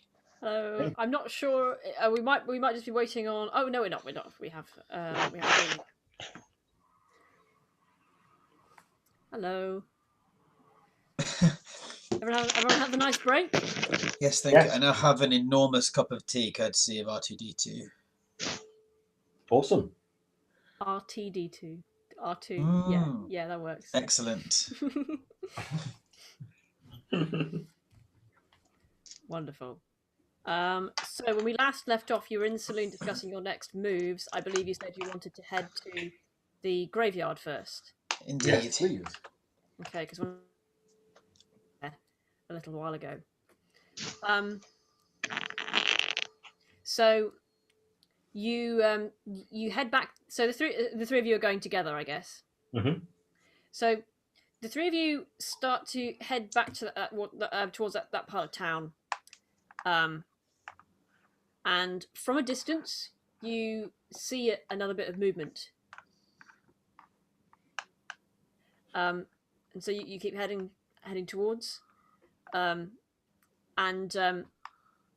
you approach the graveyard, and suddenly you see 2 points of color. You see something pink and something blue. 2 people, and they run off in opposite directions. 2 young people. They don't pass too close by you. That's all you see. Looks like we've got ourselves some sort of Romeo and Juliet situation. That's just what I was thinking. Oh, it was a Classic. coincidence. You guys make much more sense than I do, though. Yeah, Let's go with your stars. theory. Star-crossed lovers meeting in a graveyard. Can I give chase to the pink one? Certainly try. I will try to give chase to the pink one. Okay. So you which direction are they running, I guess. So the blue one sort of takes off actually further afield, like there is some farms just beyond where the map shows, and one of them just like takes off and starts running through. And then the pink one actually cuts across in a different direction up towards there's like on the map there's like a livestock pen. Yeah. They take off running and are like skirting around the outside of the pen there. Yeah. Oh, can I attempt to use magic to speed Stradzu up so that he can catch them? Yeah, absolutely. That will certainly help them. Yes. Excellent. So I breathe in, gather my lungs full of air, and I sing. So they lowered their sails and they hoped they'd succeed, and the wind blew and filled the ship full of speed. And then attempt to enchant Stradzu with some speed. Okay, roll magic and beat. I want you to beat a 5. Oh, this might not work. I rolled a 5, so I get a stress, but I succeed. Yeah, you nearly misspeak one of the words at the end of your shanty, but you just save yourself. But like that spell could have gone really wrong. You take a point of stress. But yes, Stradzu, you feel renewed energy coursing through your muscles, and you actually you take off at a sprint much faster than you anticipated. Yeah. And I'm going to say you don't need to roll because someone else rolled for you in that instance. And you catapult forward and you grab this person around the middle and like tackle them to the ground. Yeah, so great. I'll tackle them to the ground and go, breathe. See you later. Which one did you go after? Sorry, my memory's very bad. Pink. So you tackle. You notice that this is a young guy wearing like kind of like a pink vest top. Like he's tried to cover it with a jacket, it's just not worked. And like just like black boxers. That's just all he's wearing. So you toggle this young man to the ground. He's like, he's trying to like get to he's trying to like get to his wand to like cast a spell at you, but you're holding on to him. I like the idea. He's trying to cover up his pink top with a jacket, but didn't bother covering his boxers. I just love the idea of that. No, he's just Top covered. that's just his style apparently. I'll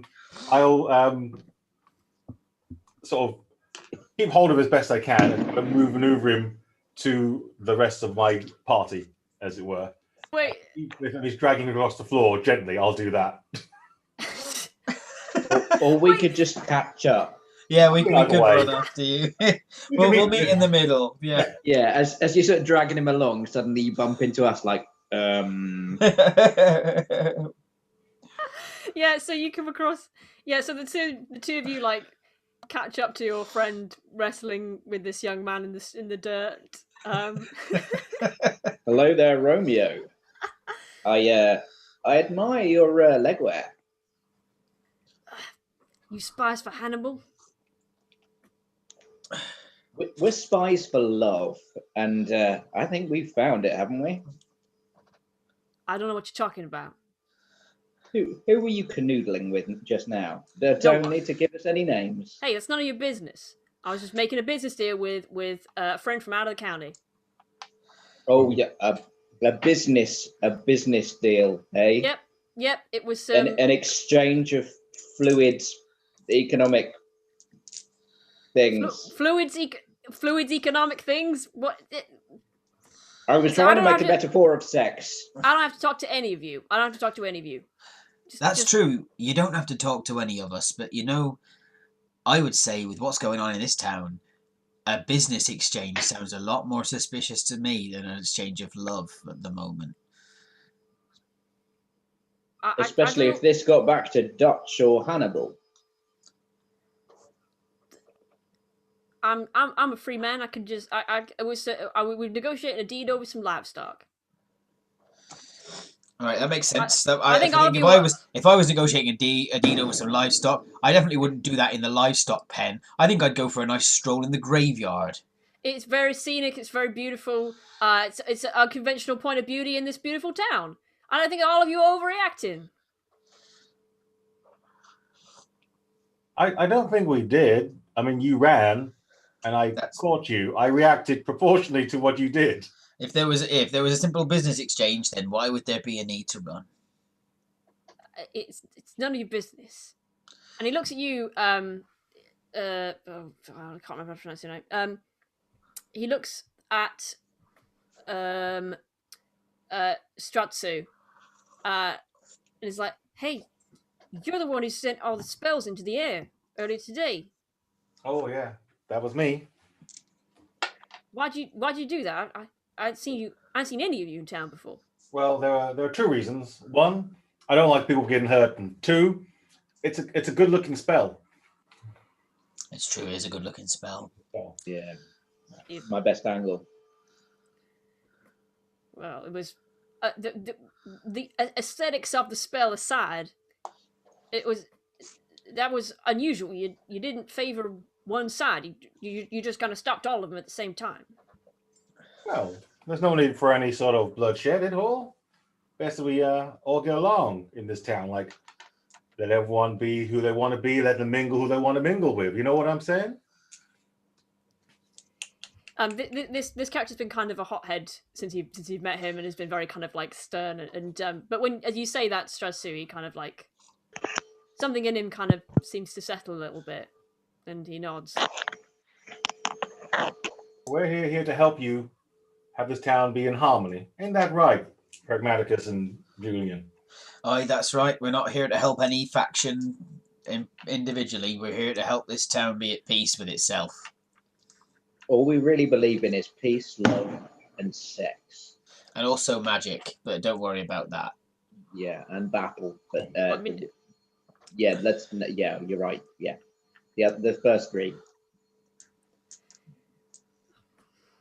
And he looks unsure, but he's not he's not as guarded as he was earlier on.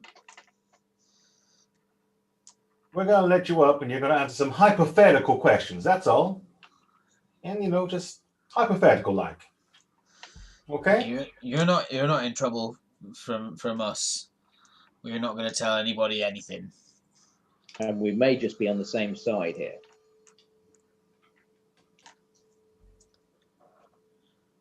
Stands.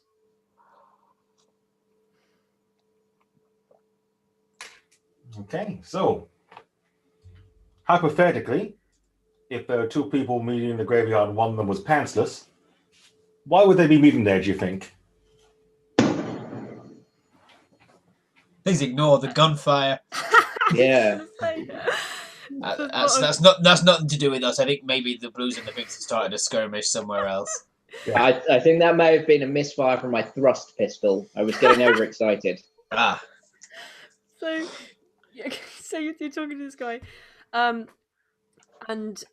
he's in reference to the pantsless. You're referring to me. Hypothetically. This is just my style. Why does everyone assume this is just how I dress? Okay, that's how you dress. That's fine. I'm saying if any of us three were in that same way, we'd be hypothetically ready for something else rather than battle. Let's put it that way. Yep. I'd say if there were 3 reasons to be lurking in a graveyard with somebody in a coloured outfit from a rival criminal gang, I'd say one of them would be to do hooky deals with them, and I don't think that's your style, is it?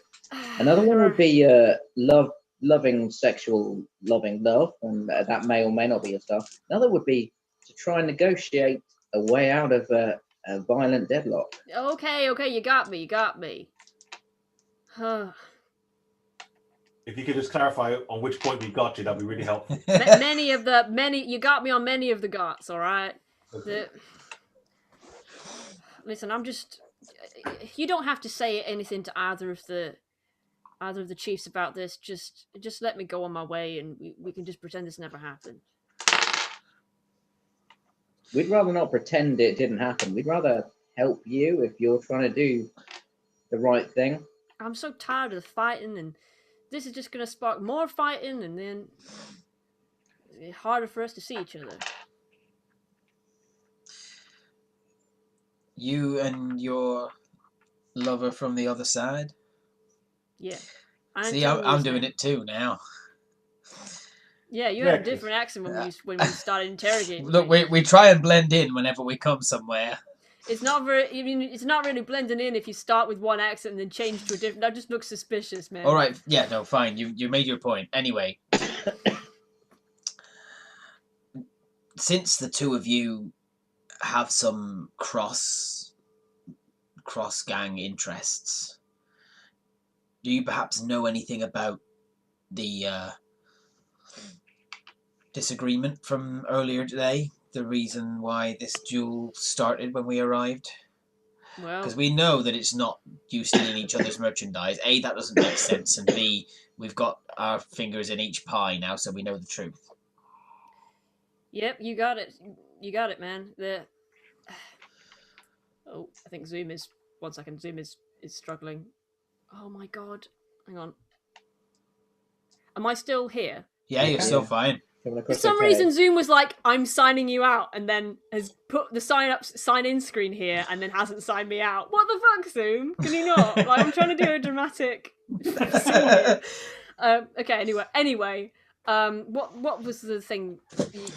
What the hell? What were we just doing? Sorry, that super distracted me. We were asking if they knew anything about what's actually happening with the opium and the alcohol. Yeah, you got it, man. That we ain't been stealing from both the sides. Ain't stealing off each other. There's some other person's doing it. We got no reason to steal each other's merchandise, but Makes sense. No. You two are not competitors. One of you sells drugs, the other of you sells alcohol. It would make It's no sense ridiculous. for you to steal each other's merchandise. Dutch and Hannibal, they just looking for reasons to get at each other's throats. They're just looking for reasons for a fight. So any suspicions who the third party might be? I don't know, but the person I got the most suspicion about is the sheriff. He's a damn coward, but he's been mighty quiet since this whole thing broke out. I mean, his partner, since she left, things have gotten even worse, but he's been too quiet. Interesting. Okay, you've been very helpful, and I promise you will keep your tryst a secret until we'll keep it a secret, but I guarantee that by the time we're finished with this town, you won't need to keep it a secret no more. Although one last thing, do you know anything about the sheriff's ex-partner? Well, I mean, she's long gone. She got a. They had an argument over something, and she ended up moving away. She got a better job offer out in a different state. But it was actually her idea to give everyone at the brothel the hotel, the health insurance and make it run properly, and actually open it as a legitimate business rather than and it was also her idea to get Hannibal to basically tax people for medical alcohol. I don't know how she did it. I mean, things ain't great, but they would certainly be a hell of a lot worse if she hadn't been here. She sounds pretty good, this sheriff's partner. Yeah. Maud was good, yeah.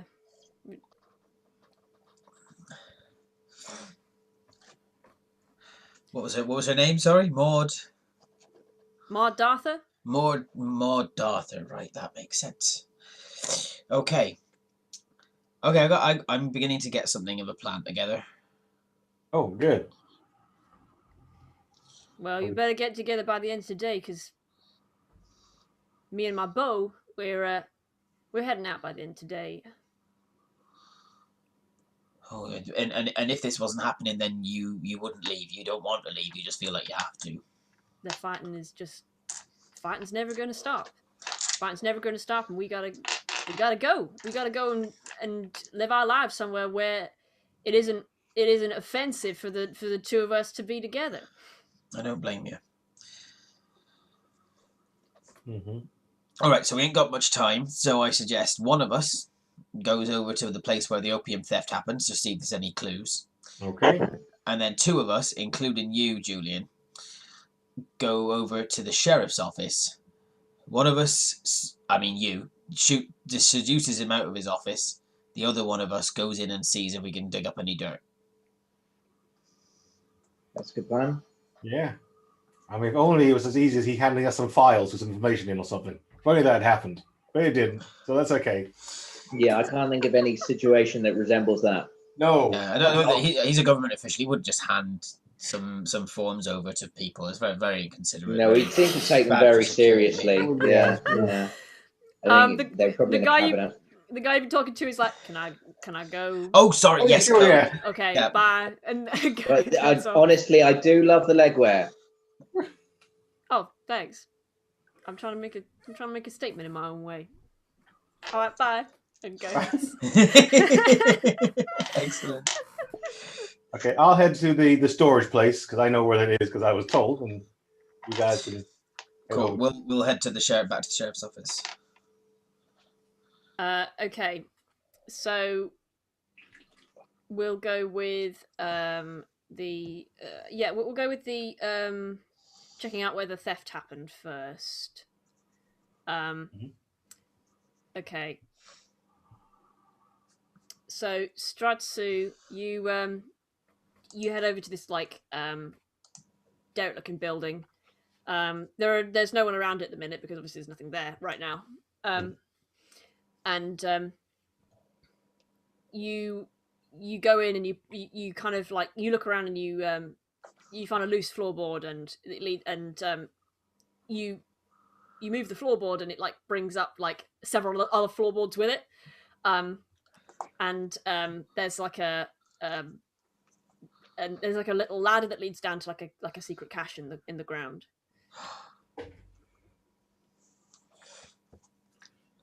And there's nothing there. Okay, was it really easy to find? Like anyone could find this loose floorboard if they were knew where the building was? Probably not really, and like you're not sure. It wasn't too difficult for you to find, but you imagine that this place is normally guarded, so it's not normally that easy to get into. I'll have a sort of just look around and see if I can figure out how big these things were. Like, would it be like one person could have done this, or would it be multiple people needed to do it? Or if you just have like magic, I guess, would that be enough to get it out of the room? Yeah, and we could say that this is a fairly like low magic area. There's not many. You can see that some of it's more like it's a bit lorry, I guess, but like there seems to be a town where not many people are like naturally magic, but people have bought magical appliances and have put them to use. Kind of like magic is used like electricity here, almost. So there's not actually many magic users that you've noticed in this town, and it seems like we can say that you talk to that when you we can say that you gathered that it was quite a lot was taken basically, and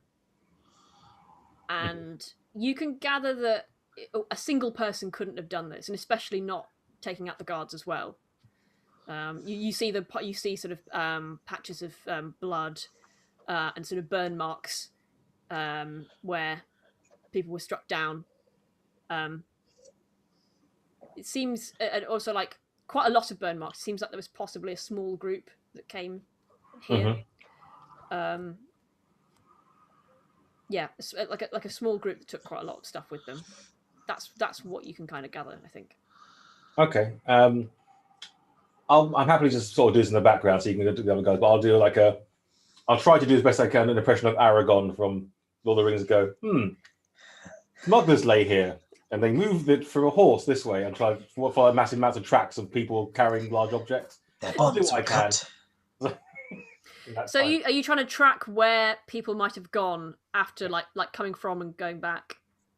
Yeah, effectively. I'll try to do that, see if I can work out roughly where they've gone. Like, if there's more than one person, I'll try to track a group of footprints rather than one, if that's possible. I'll do some magic if I need to enhance anything. Yeah, I'm going to say I'm not sure out of sexy, battle, and wizard you need to sort of track footprints. I mean, Aragon looks pretty sexy, so I don't know if I could... I mean, if you can justify how you're doing it in either a sexy battle or wizard way, then I'll let you roll for that.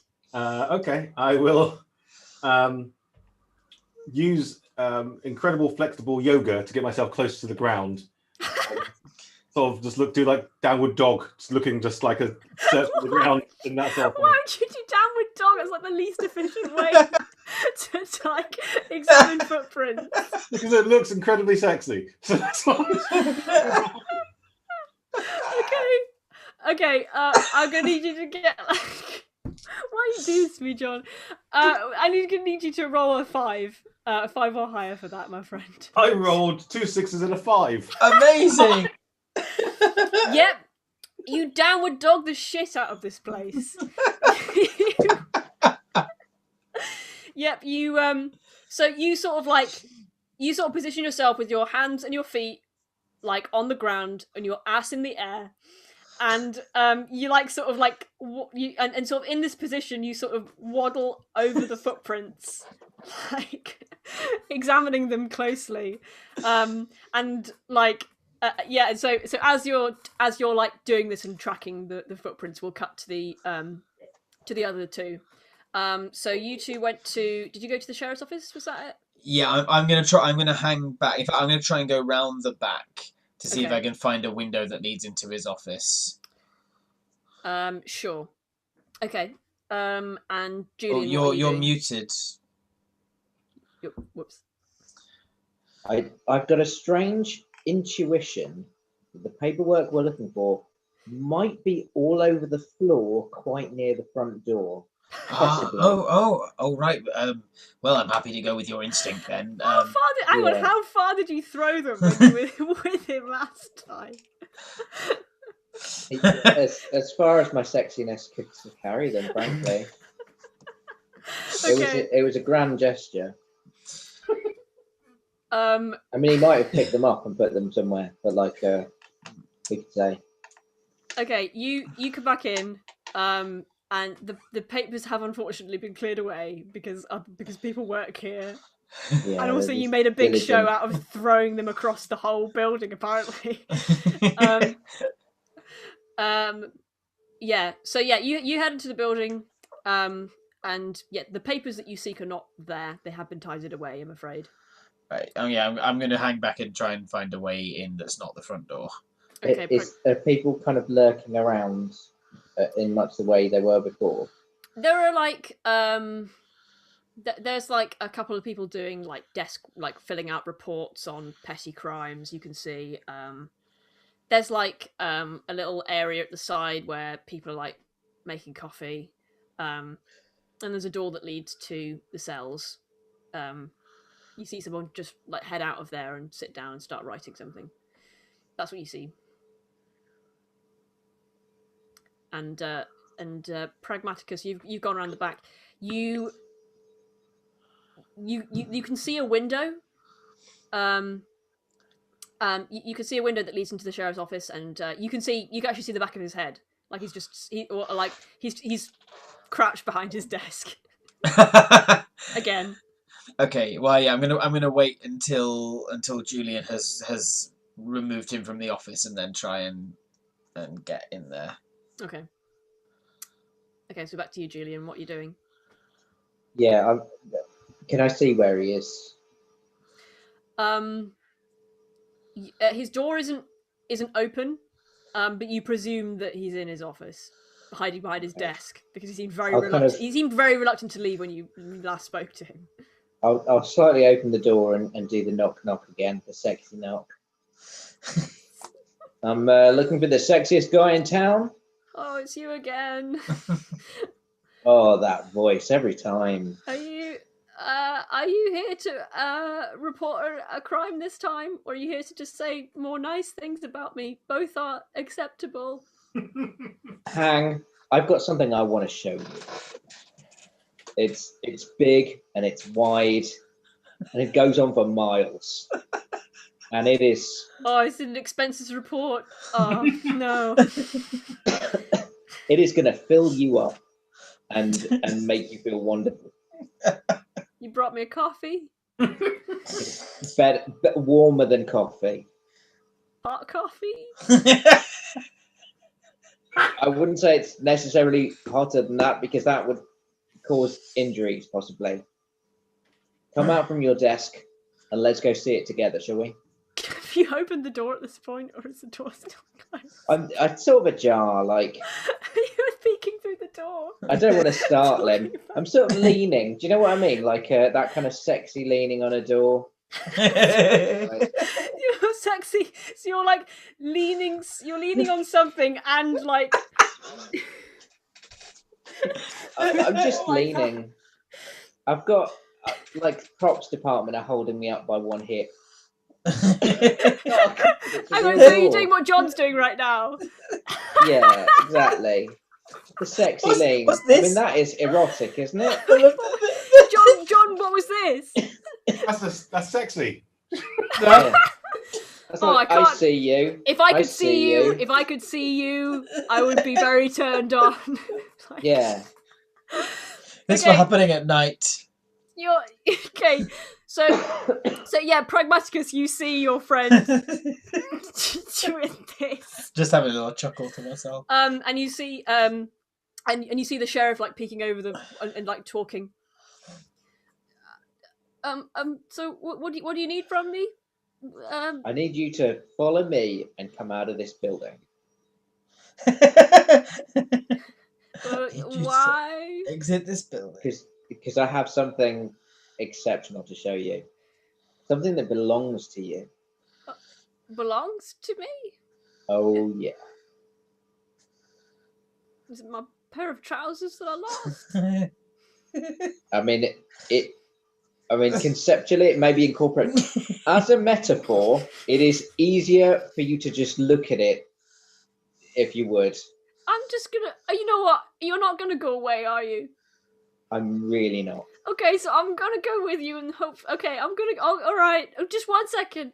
And Pragmaticus, you see him. He gets up from his desk. He goes across the room and he grabs like. He grabs like there's like a little drinks cabinet. He like pulls it over to the spot where he was crouching near the desk, and leaves it there. And Julian, you hear kind of like jingling noises. No, I guess you'd see him do this actually. And he goes, right, disregard that. I'll come with you. Okay. Okay, and so the two of you head out of the Yeah. place. Pragmaticus, I And guess, this is your moment that you strike. Exactly. All I'm going to do when I sort of lead him to the front door, I'll go, you see how long this is, going on for miles? See how wide these streets are? Yeah. And then I'm just going to give him like a half hour's worth of flannel about how the town belongs to him, but in a sexy way. Amazing. Yeah, you've got your arm around him. Exactly, and you like ruffle his hair sometimes, and you're making a point, like a musical number or something. This town belongs to the sheriff, and that sheriff is you. It's me. So Pragmaticus. Now that the sheriff is out of the way, you have this window. It's a closed. The window is the window is closed, and you've seen him move this drinks cabinet. What are you going to do? Well, I'm gonna attempt to like lever it, like use my double-barreled cutlass as a crowbar to try and lever the window open rather. I'm trying to make as little noise as possible. So like if it's unlocked or like, and if it like moves upwards, then obviously it won't make as much noise. Hopefully. Yep. So you stick your cutlass in, and you wiggle it around. And with a little bit of time, you manage to get it. You manage to get open a gap that you can crawl in through. Right, I wriggle in, and I'm at the drinks cabinet. Yeah, there's this big heavy drinks cabinet in front of you.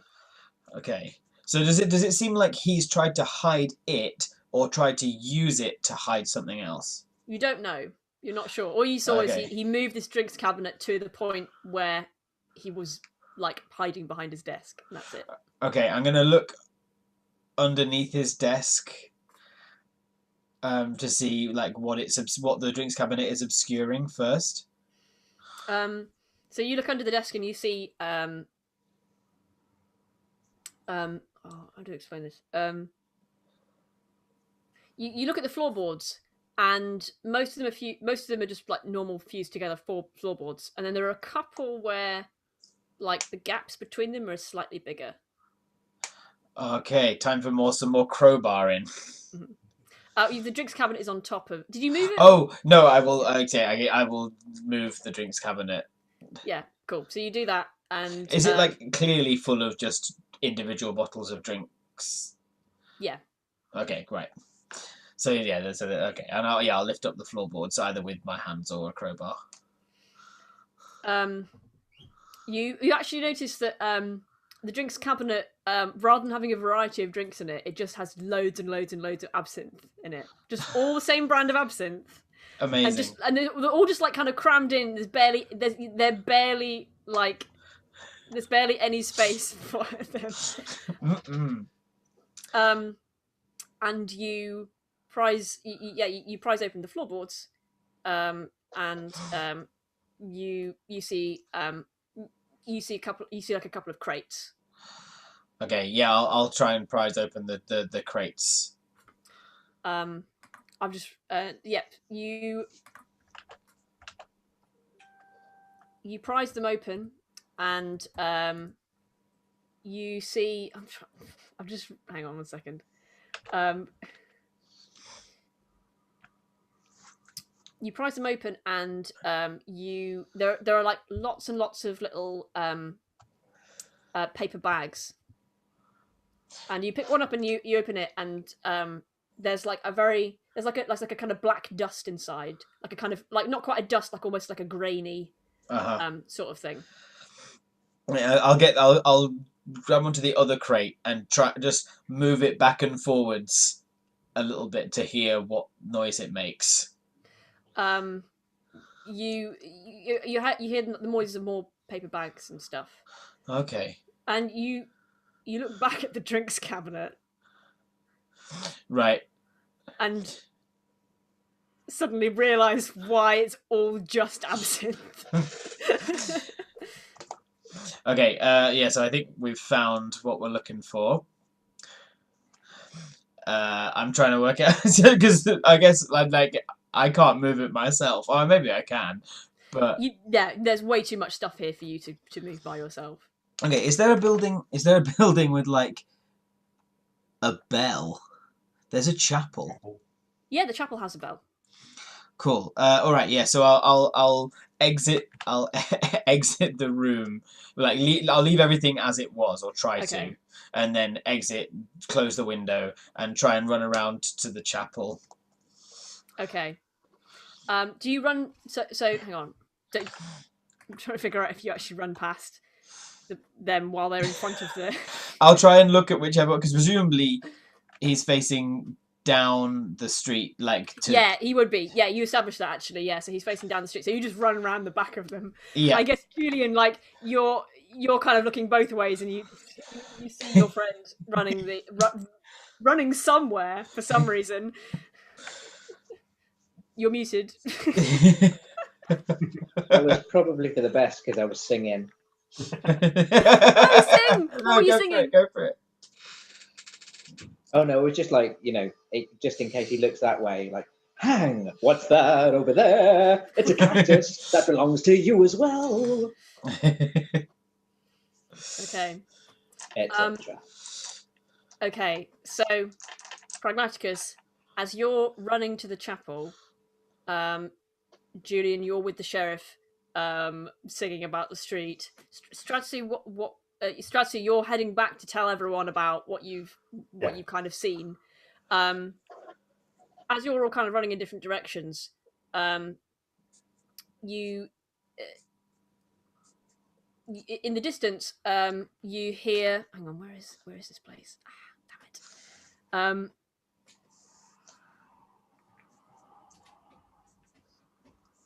Actually, halfway down the main street, Julian, you'd see this. Strategy, you might see this. You see two figures, one pink, one blue. One's in the air. Enter the bank.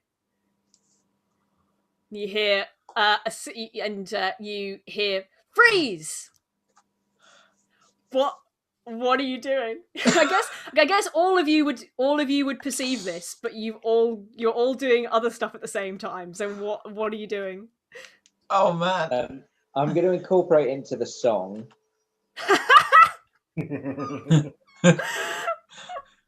And hang one of these two what's the word? Potential felons that you can stop in their tracks. And then I'm going to try and incorporate a dance move that drags him towards the bank to go and dance this crime as it unfolds. Okay, so you're headed. So you're like, yeah, and so the sheriff is like wide-eyed, like, no, I don't, and you're like just dragging him along with you. Yeah. This is your moment. Take it. And and so Stratsu, what are you doing? Actually, we haven't heard from you for a little while. My initial reaction is to follow instruction and freeze. I realise they're not talking to me. And then head towards the bank to see if I can bring peace and harmony. Are you still in through battle and wizardry? Yeah, so you're still in Downward Dog, following these footprints, by the way. Yeah, so the footprints are actually bringing you back into town and back along the main road. Yeah. Sorry, what did you say you wanted to do? I completely just forgot what you said. That's fine. So I presume that I'm going to go past the bank at some point. Where the bank is, right now. Yeah. You're being It's led. building 15. Yeah, it's so- like kind of near the middle of town, I think. I mean, if I could presume, like, be presumptuous and say these footprints lead towards the other end of town where the sheriff's office is, then I'll probably stop by the bank and try to help where I can there. Okay, so you get yourself out of downward dog, I presume. Yeah, and go into warrior pose.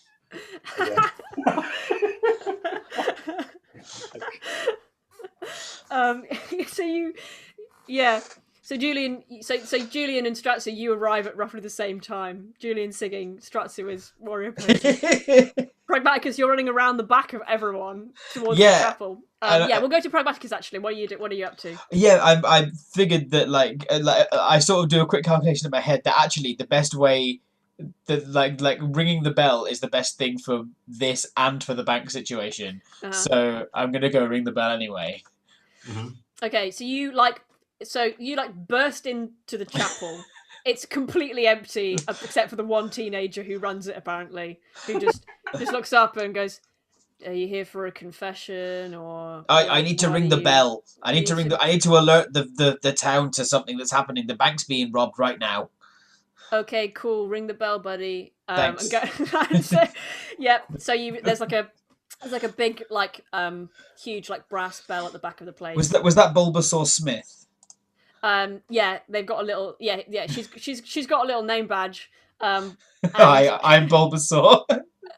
Hi, not Bulbasaur. Nice to meet you. Yeah, over the top of her Reverend's uniform. Reverend Bulbasaur Smith. Yeah. Hi, I'm Bulbasaur. Ask me about God. Yeah, that's her. So she's she is just like she's just like not bothered. She's just like reading the book. And you go up and you you grab the thing and you pull the bell pull and it goes dong dong dong. So you two down at the bank, you hear this bell sounding and everyone in the town is come out to kind of see what people are not coming out of the buildings, but they're standing on the doorstep and at the windows trying to see what's happening at the bank, and people are kind of looking around really confused. What are the two of you doing? I'm going to carry a sheriff into the bank. So you carry hang the sheriff into the bank, and just like bridal style, I guess. Just under one arm. Oh, under one arm, okay, like a fan. If he's not struggling, yeah, like a he like is a rolled up struggling. carpet. He is struggling. He's not happy about this. But you're kind of quite you're like this. You're barely 90-year-old. You overpower him easily. Yeah, overpower exactly. I've got strong arms, and we're mid musical number. He cannot break away until we're done. Yeah, so you head into the bank, and you see that you see the two. You see one blue, one pink. So the pink the pink bandit is holding up the bank with his wand, and the blue one is nowhere to be seen. But but there's some smashed glass, and you think that they've got through to the vaults, and they're looking around for cash and stuff. Is the pink bandit just wearing boxer shorts? Yeah, just wearing his boxers and his jacket and his. I've forgotten his name. Did we establish? Yeah, we never got his name. You never asked for his name. On purpose, I think, so we couldn't dumb him in. I think I'd call him this anyway, though. Hey, Legwear, you don't have to do this. He's got his wand outstretched at the people, and looks around at you.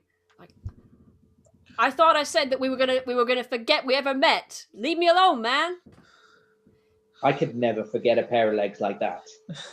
Come on, lower the wand. This isn't you. He pointed at you. I'm taking control of my life. I'm taking control of I'm taking control of my destiny for the first time, and you are not going to stop me. All you wanted was to be away from trouble. All this violence, all this crime. You didn't want that in your life. You're bringing it onto yourself. You're being both gangs in one man. Come on, you're better than this. With your little pants. and he's sort of his hand is shaking. It says, "I'm not better than this. Violence is all I know, and I want to escape from it." Violence is all you know? What about sex? You know sex. And you know sex is better than violence Listen, every man, time. get on the other side. Get on the other side with the others. And all the staff you can see are like he's deliberately kind of got them on They one do side. love to cower in this town. Come on, legwear. Some people like to cower. Some people like to fuck. And we're people that like to fuck, right? You get on the other side of this building now, where I can see you with the others, or I'm gonna spell you. I'm running towards the bank at this point now that I've Okay. alerted the town. Okay. What were you? Can I just clarify what you were hoping to do with the bell? Because I wasn't. Oh, I wanted to alert the town so that I could make an announcement about the sheriff stealing all the shit, but Right. also like because the bank thing happened, I was like, oh, it makes sense if there's accountability and the town can see this happening. Okay. Cool. So you're running back in. Stratsu, what were you doing? Oh, I'm just outside the bank, sort of watching over the shoulder of Judy at the moment. Yeah, so you're looking around at all the there are a few townsfolk who are standing on the streets with wands in hand.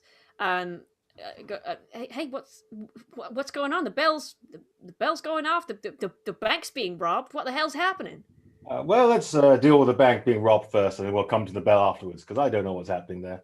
So I'm going to turn over and just look, and I've not been paying attention to the conversation at all, but it looks like he's going to threaten my friend with a wand. So I'm going to cast a spell at Pants Boy. Hang on, you're outside the bank and you're trying to cast a spell at someone who's like in the bank. Yeah. I guess you got to get it through a window. You got to cast a spell through a window. Yeah. At someone. This is going to be a 6 because that's going to be if you don't want to hurt anyone while you're doing this. Well, my spell, to be very clear, is I want to encase his hand in jelly. Just like so he can't cast a spell with it, like strawberry jelly. Like. Okay, cool. Like some very like nonsensical. You need to roll you need to roll a 6 to get this off without. You need to roll over a 6 to, or not 6. Sorry, you need to get a 6 to. Oh, I got a 5, not a 6. Okay, so you cast a spell. It goes off perfectly. But it hits the window. The window smashes. Julian, you feel a searing pain in your side, and you look down to see glass. The window's smashed, and suddenly there's a piece of glass in your side.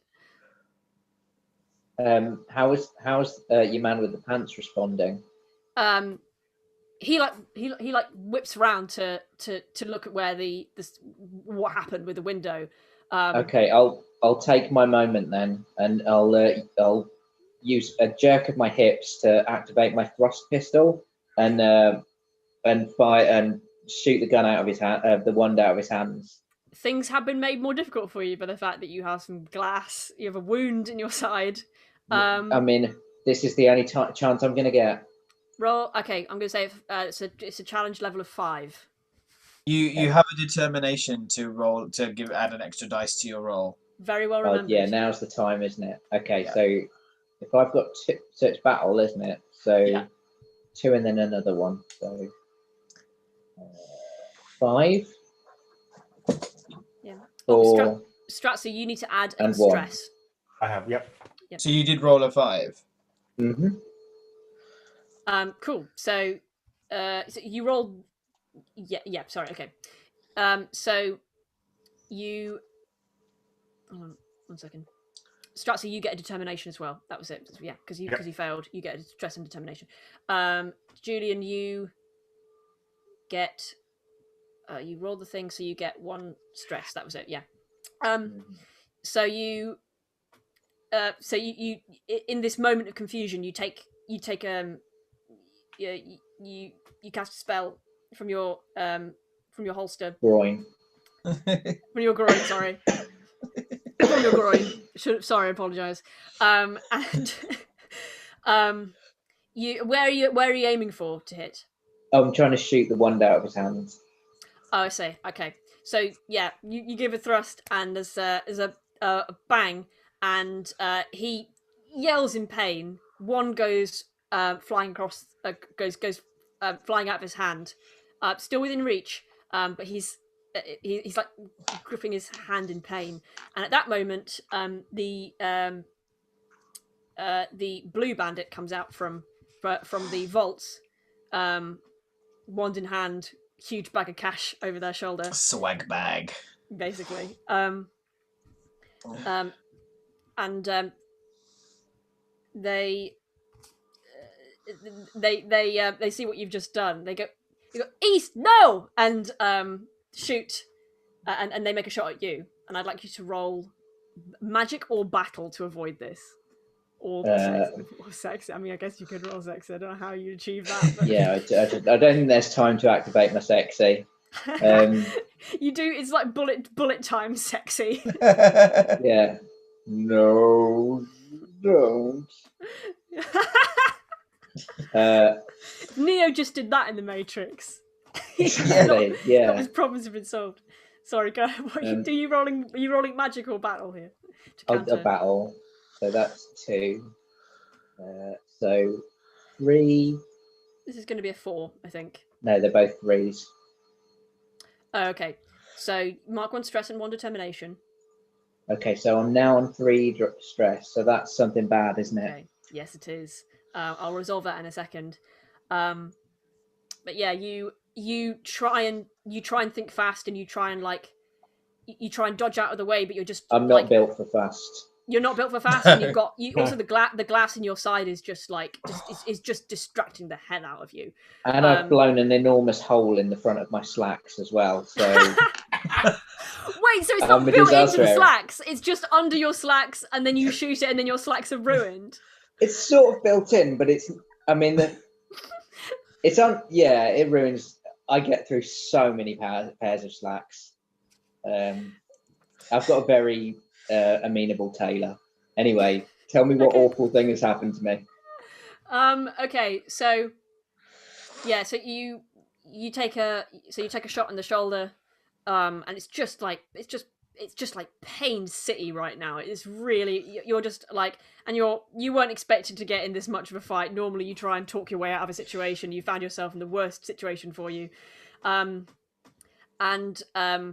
you feel that kind of like this sort of panic sort of go over you, and you're feeling the kind of like it's like a magical overload, and so you need to kind of like get it out of you, and so you sort of like throw out your arms to kind of like discharge this magical energy, and Stratsu, through the broken window, a ball of ambiguous magic is heading towards your face, and I'd like you to roll battle to try and avoid it.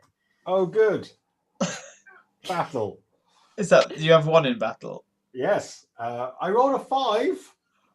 Yeah, I was gonna ask you to roll a 4. So yeah, because it wasn't like laser focused at you, so you were able to kind of like jump out of the way, and seeing where it came from, you see Julian is like still standing, but is not doing good at all in the bank.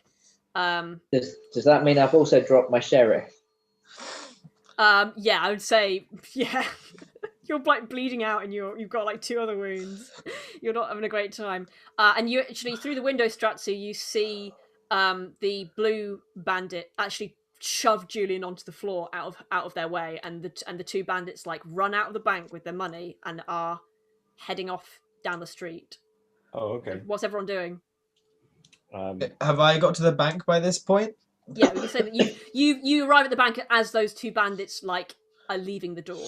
Okay, I'm gonna try, and they're probably gonna be quite difficult, but I'm gonna try and like fire off both blades of my double barrel cutlass and try and trip them up, or like like grab them so that they can't run away. Okay, this is going to be a challenge level 5, so roll magic for me, please. Oh, magic. Okay. I guess this is. It could be magic or battle, but Okay, but battle is better for me. Yeah, roll battle then. Sure. Cool. And it's a 5. Whoa. No, 2 3s and a 4. Okay, so mark stress and mark determination. I'm now on 3 stress. Okay, we'll resolve that in a second. Oh gosh. I'm one off being 3 stress, not there yet. And so you shoot off your cutlass and the chains go forward, but they just skim their heels. And the two of them kind of glance behind them and keep running. And you feel like a kind of like a headache or a kind of migraine going over you, and you know you've got to get rid of this magical energy. You throw out your hands. Stratsu, having just recovered from one of these things, you turn and you see another one hurtling towards you. Roll battle again for me, please. Another 4. I got a 5 again. So Great. Again, you dodge out of the way. Not a cool though. Okay. So Julian, you're kind of like you're like not you're on the floor of the bank. You're on your knees, like not doing great. Pragmaticus and Stratzy, you're outside, watching the 2 bandits head away. Now, and at this point, you start to see the 2 gangs start to appear on opposite sides of the road. Where's Hang the Sheriff? So he was under my arm when I got shot. Yeah. And then exploded. Hang the Sheriff is now out in the main street and is like looking like terrified. Is like actually frozen to the spot with fear. Oh, okay. Stretch is not entirely sure what's happened, but he knows the sheriff is important to this in some way, and these 2 are important. So can Stratsu attempt to do some sort of magic which will fling the sheriff into the 2 people running away, and then just resolve all 3 problems at once? Go ahead, roll magic for me. I'm going to use my determination I've got. Yeah, this is exactly why determination is amazing, because you fail at a bunch of stuff and then you can do really cool stuff later on. So 2 5s and a 6, so I hope that works. I was going to get you to roll a 6, so yes, that works. Amazing. Yeah. So you describe to me what you do. Okay, so the sheriff is outside. I've just dodged 2 balls of ambiguous magic. Yep. And I will turn that into some weird sort of Tai Chi movement and try to like spin my hands around in the Shaolin Soccer style, those who've seen that film, and then lift up the sheriff, flip him around, and so he goes on sideways into the backs of both people running away. That's making a sort of like Jenga function when they fall onto the floor. Yeah, you grab him and he's like, "Whoa, no, what are you doing? And you just chuck, and then and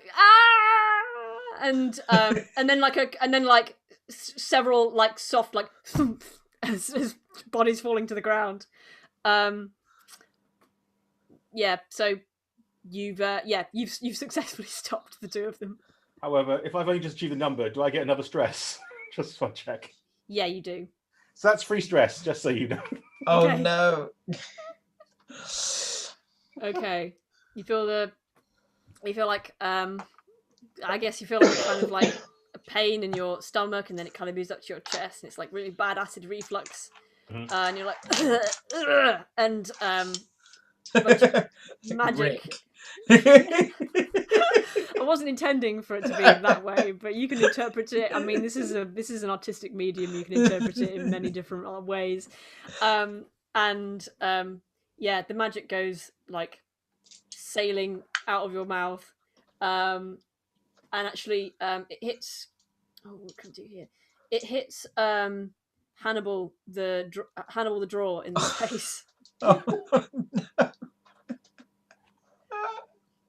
And it's not like liquid, but it's not great either. it's the jelly that you tried to encase the hand in. Oh my god, yes.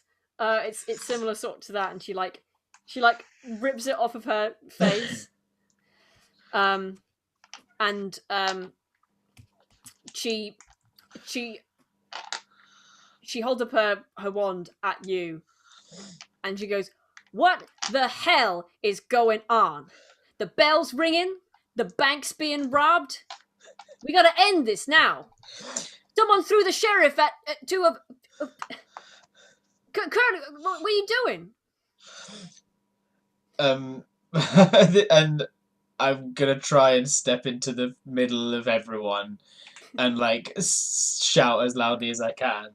'Twas I who rung the bell, for I have announcements to proclaim. If you will allow me.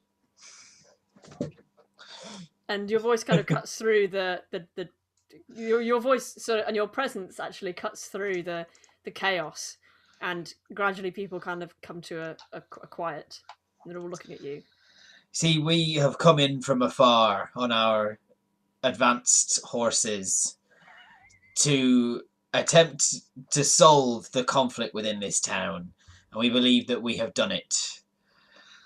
You see, 'twas not the blues who stole the opium. 'Twas not the pinks who stole the alcohol. And you immediately hear like people start arguing and go, "No, that can't be possible. It was definitely them." Silence! Quiet falls. 'Twas the sheriff that stole them all. If you'd like to follow me to his office, I can show you where your opium and where your alcohol have been kept these past few days. And since it seems like the sheriff is too busy apprehending these two bank robbers, then perhaps you'd permit me to escort you there. Okay. I hold out my hand to Hannibal and say, "Milady." She like looks at you. She like bats your hand out of the air. Just show me where my stock is, but boy. Right this way.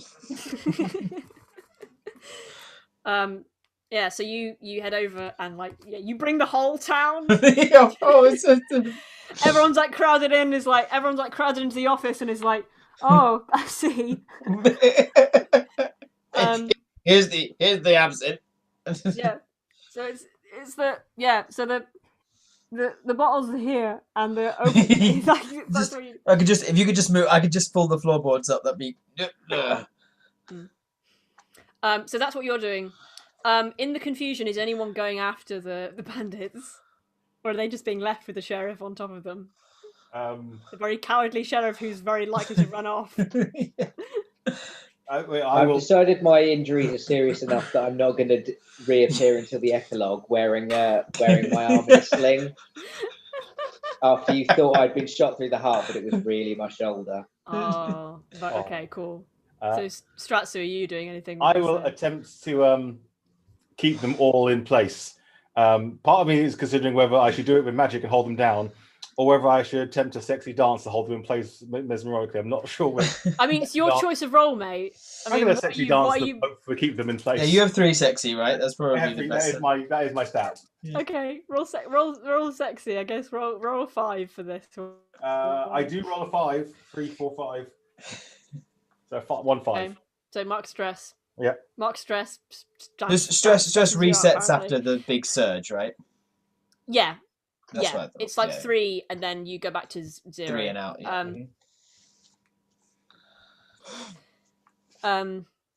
So yeah. So you like dance around these downward dog. Just do yoga. And downward dog and yoga. Yeah, so they first start so they start off like confused, and then they're like, well, if we're stuck here with this sheriff on top of us, I mean, it could be better, it could be worse, right? So you managed to like mesmerize them siren like until Pragmaticus is finished showing the evidence and comes back with everyone. So Pragmaticus, you head back. Julian, I guess you're watching all of this from like the doorstep of the bank. I chuck him a bag of opium. That's shit. It's not even like ground up opium. It's just the poppy seeds at the minute. Yeah, that's just rubbing into your gums. Yeah.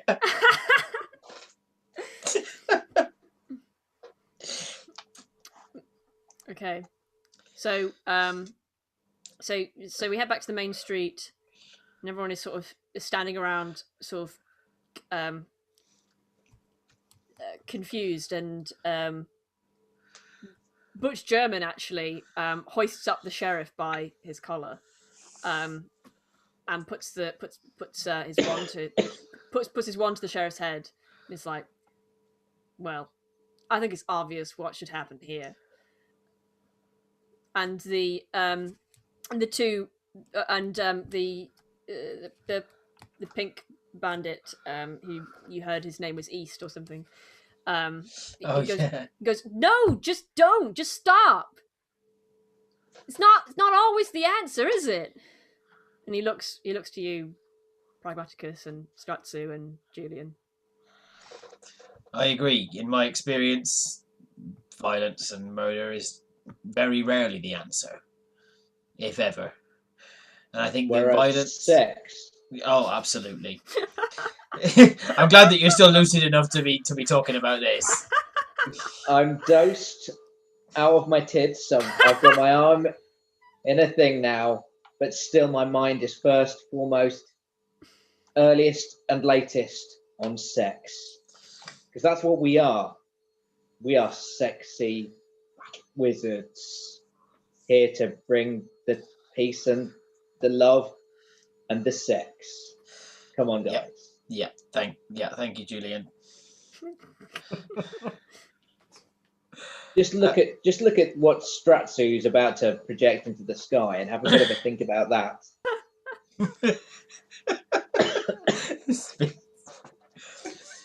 Yeah, that's what I'm about to do. I'm going to project an image of this is risky, of Hannibal and Dutch doing that sort of weird entwined, like holding each other in smoke movement. Like Harry and Hermione. And that's the one I was trying to think of. Yeah. Like that. That's what I was trying to do. Cool. Roll. Okay, so roll magic and get a 4 or above. I got a 1, but also a 6. So hell yeah! That's a much better number. Yeah. So you look up to the skies and you project this beautiful image of harmony that could be, of a harmony that maybe once was. You don't know the history of this town. I mean, if it goes on too long, it will just start to turn to images of what's in Julian's head about what they should be doing. But that's up to people's imaginations at that point. But everyone sort of stands and just looks up, and it's like no one's on their guard right now. Normally, everyone has got like their hand at their side, ready to shoot someone. And for a moment, everyone just like looks up and just appreciates the image of the. I make sure that I've got my hand firmly on the sheriff during this moment. Yeah. Yeah, you feel like a kind of like a slight tug, and then I wouldn't if I were you. And once the image kind of fades, all three of you see Butch German and Hannibal the Draw looking at each other from the opposite sides of the street, and you know that they haven't made friends immediately, but you get the feeling that things are going to change. Oh. Right, I guess we'll take our steeds back up to our headquarters then. Yeah. So as you're about to leave, East, the pink bandit, comes up to the three of you and sort of shyly says, "Thank you. We were going to leave, but I think we got a chance to actually change things now, thanks to you." I think sometimes all that needs to happen to make the right decision is for you to have a sheriff physically thrown at you by a magical spell. I didn't think that's how the problem would be resolved, but it did actually help to resolve the problem. So thank you for showing me that solution. Hey, and you know what? I don't know how the elections work in this town, but it seems to me like this place worked a whole lot better when there were 2 people responsible for the town. So maybe you and your partner over there ought to think about running for office. You've clearly got the best interest of this town at heart. Maybe one pink sheriff and one blue sheriff would do this town some good. Hey, and he looks over at the blue bandit, who nods, and they say, "Yeah, co-sheriffs. I like that idea." And as the three of you head back to your horses, you get on your horses. Stable hand looks as confused as ever. Whoa there! Yeah, Stable hand looks as confused as ever as to why you decided to tie them up. It's been very still. You soar into this. You soar into the sky, and as you look down, you see the two.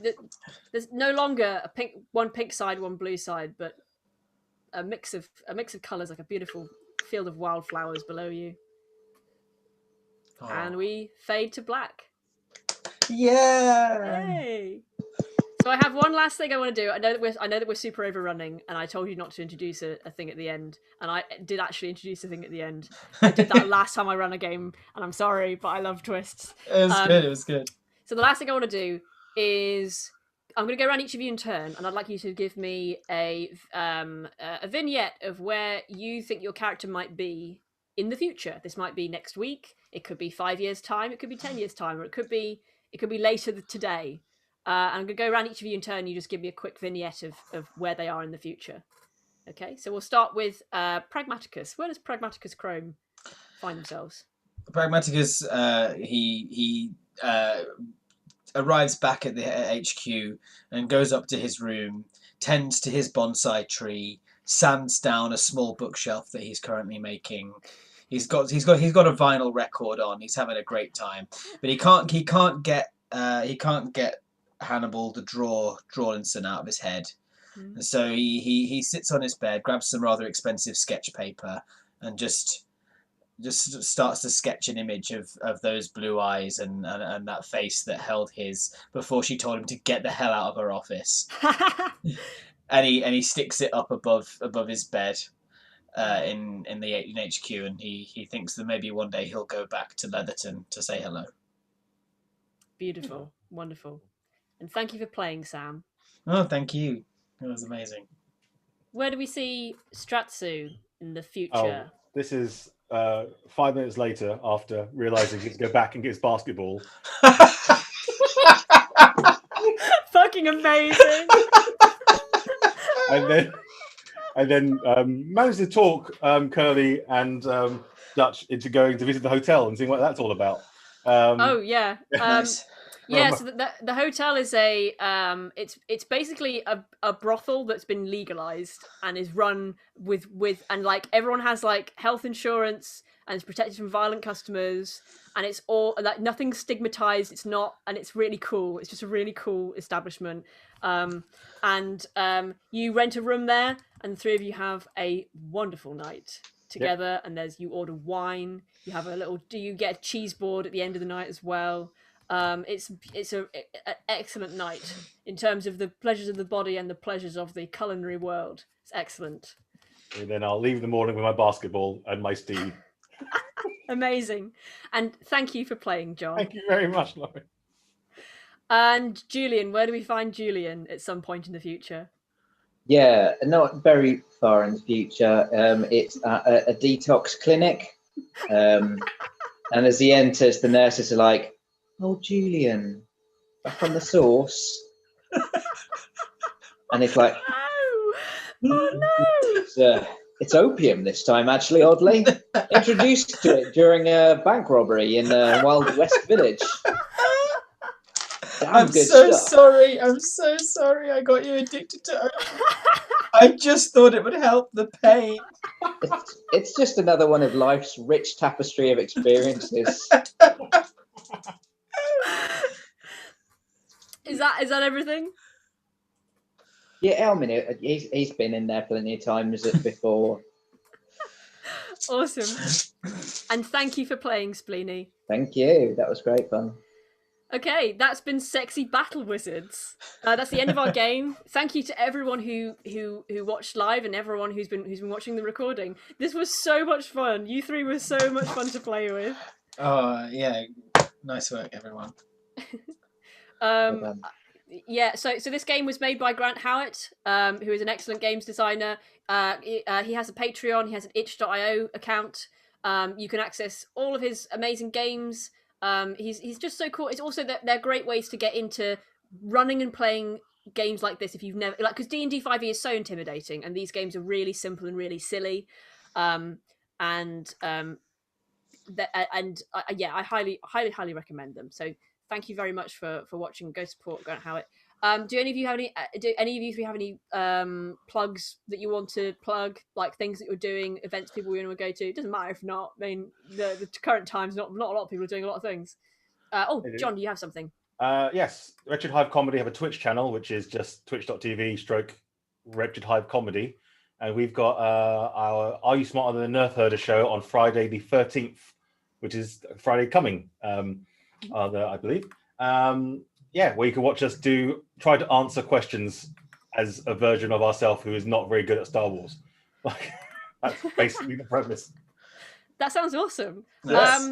I actually have a thing that I'm going to plug. So I'm in a show on Friday the 13th of November, from 7:30 p.m. It's called The Vox Pops Are Gonna Lie to You. Basically, we're doing a game. Me and my improv troupe from Nottingham it's not mine, I'm part of it. We're doing basically Would I Lie to You? But the audience are the ones who gets to vote on whether they think that the story we're telling is a truth or a lie. We had a rehearsal the other day, and it was so much fun. And it would be awesome to see some folks there to try and guess if we're bullshitting the crap out of you. Okay, so with that, I think I'm going to end the stream. But this has been so much fun. So everyone, It has. give a little wave. Bye. Say goodbye. Bye. Bye bye. Bye bye.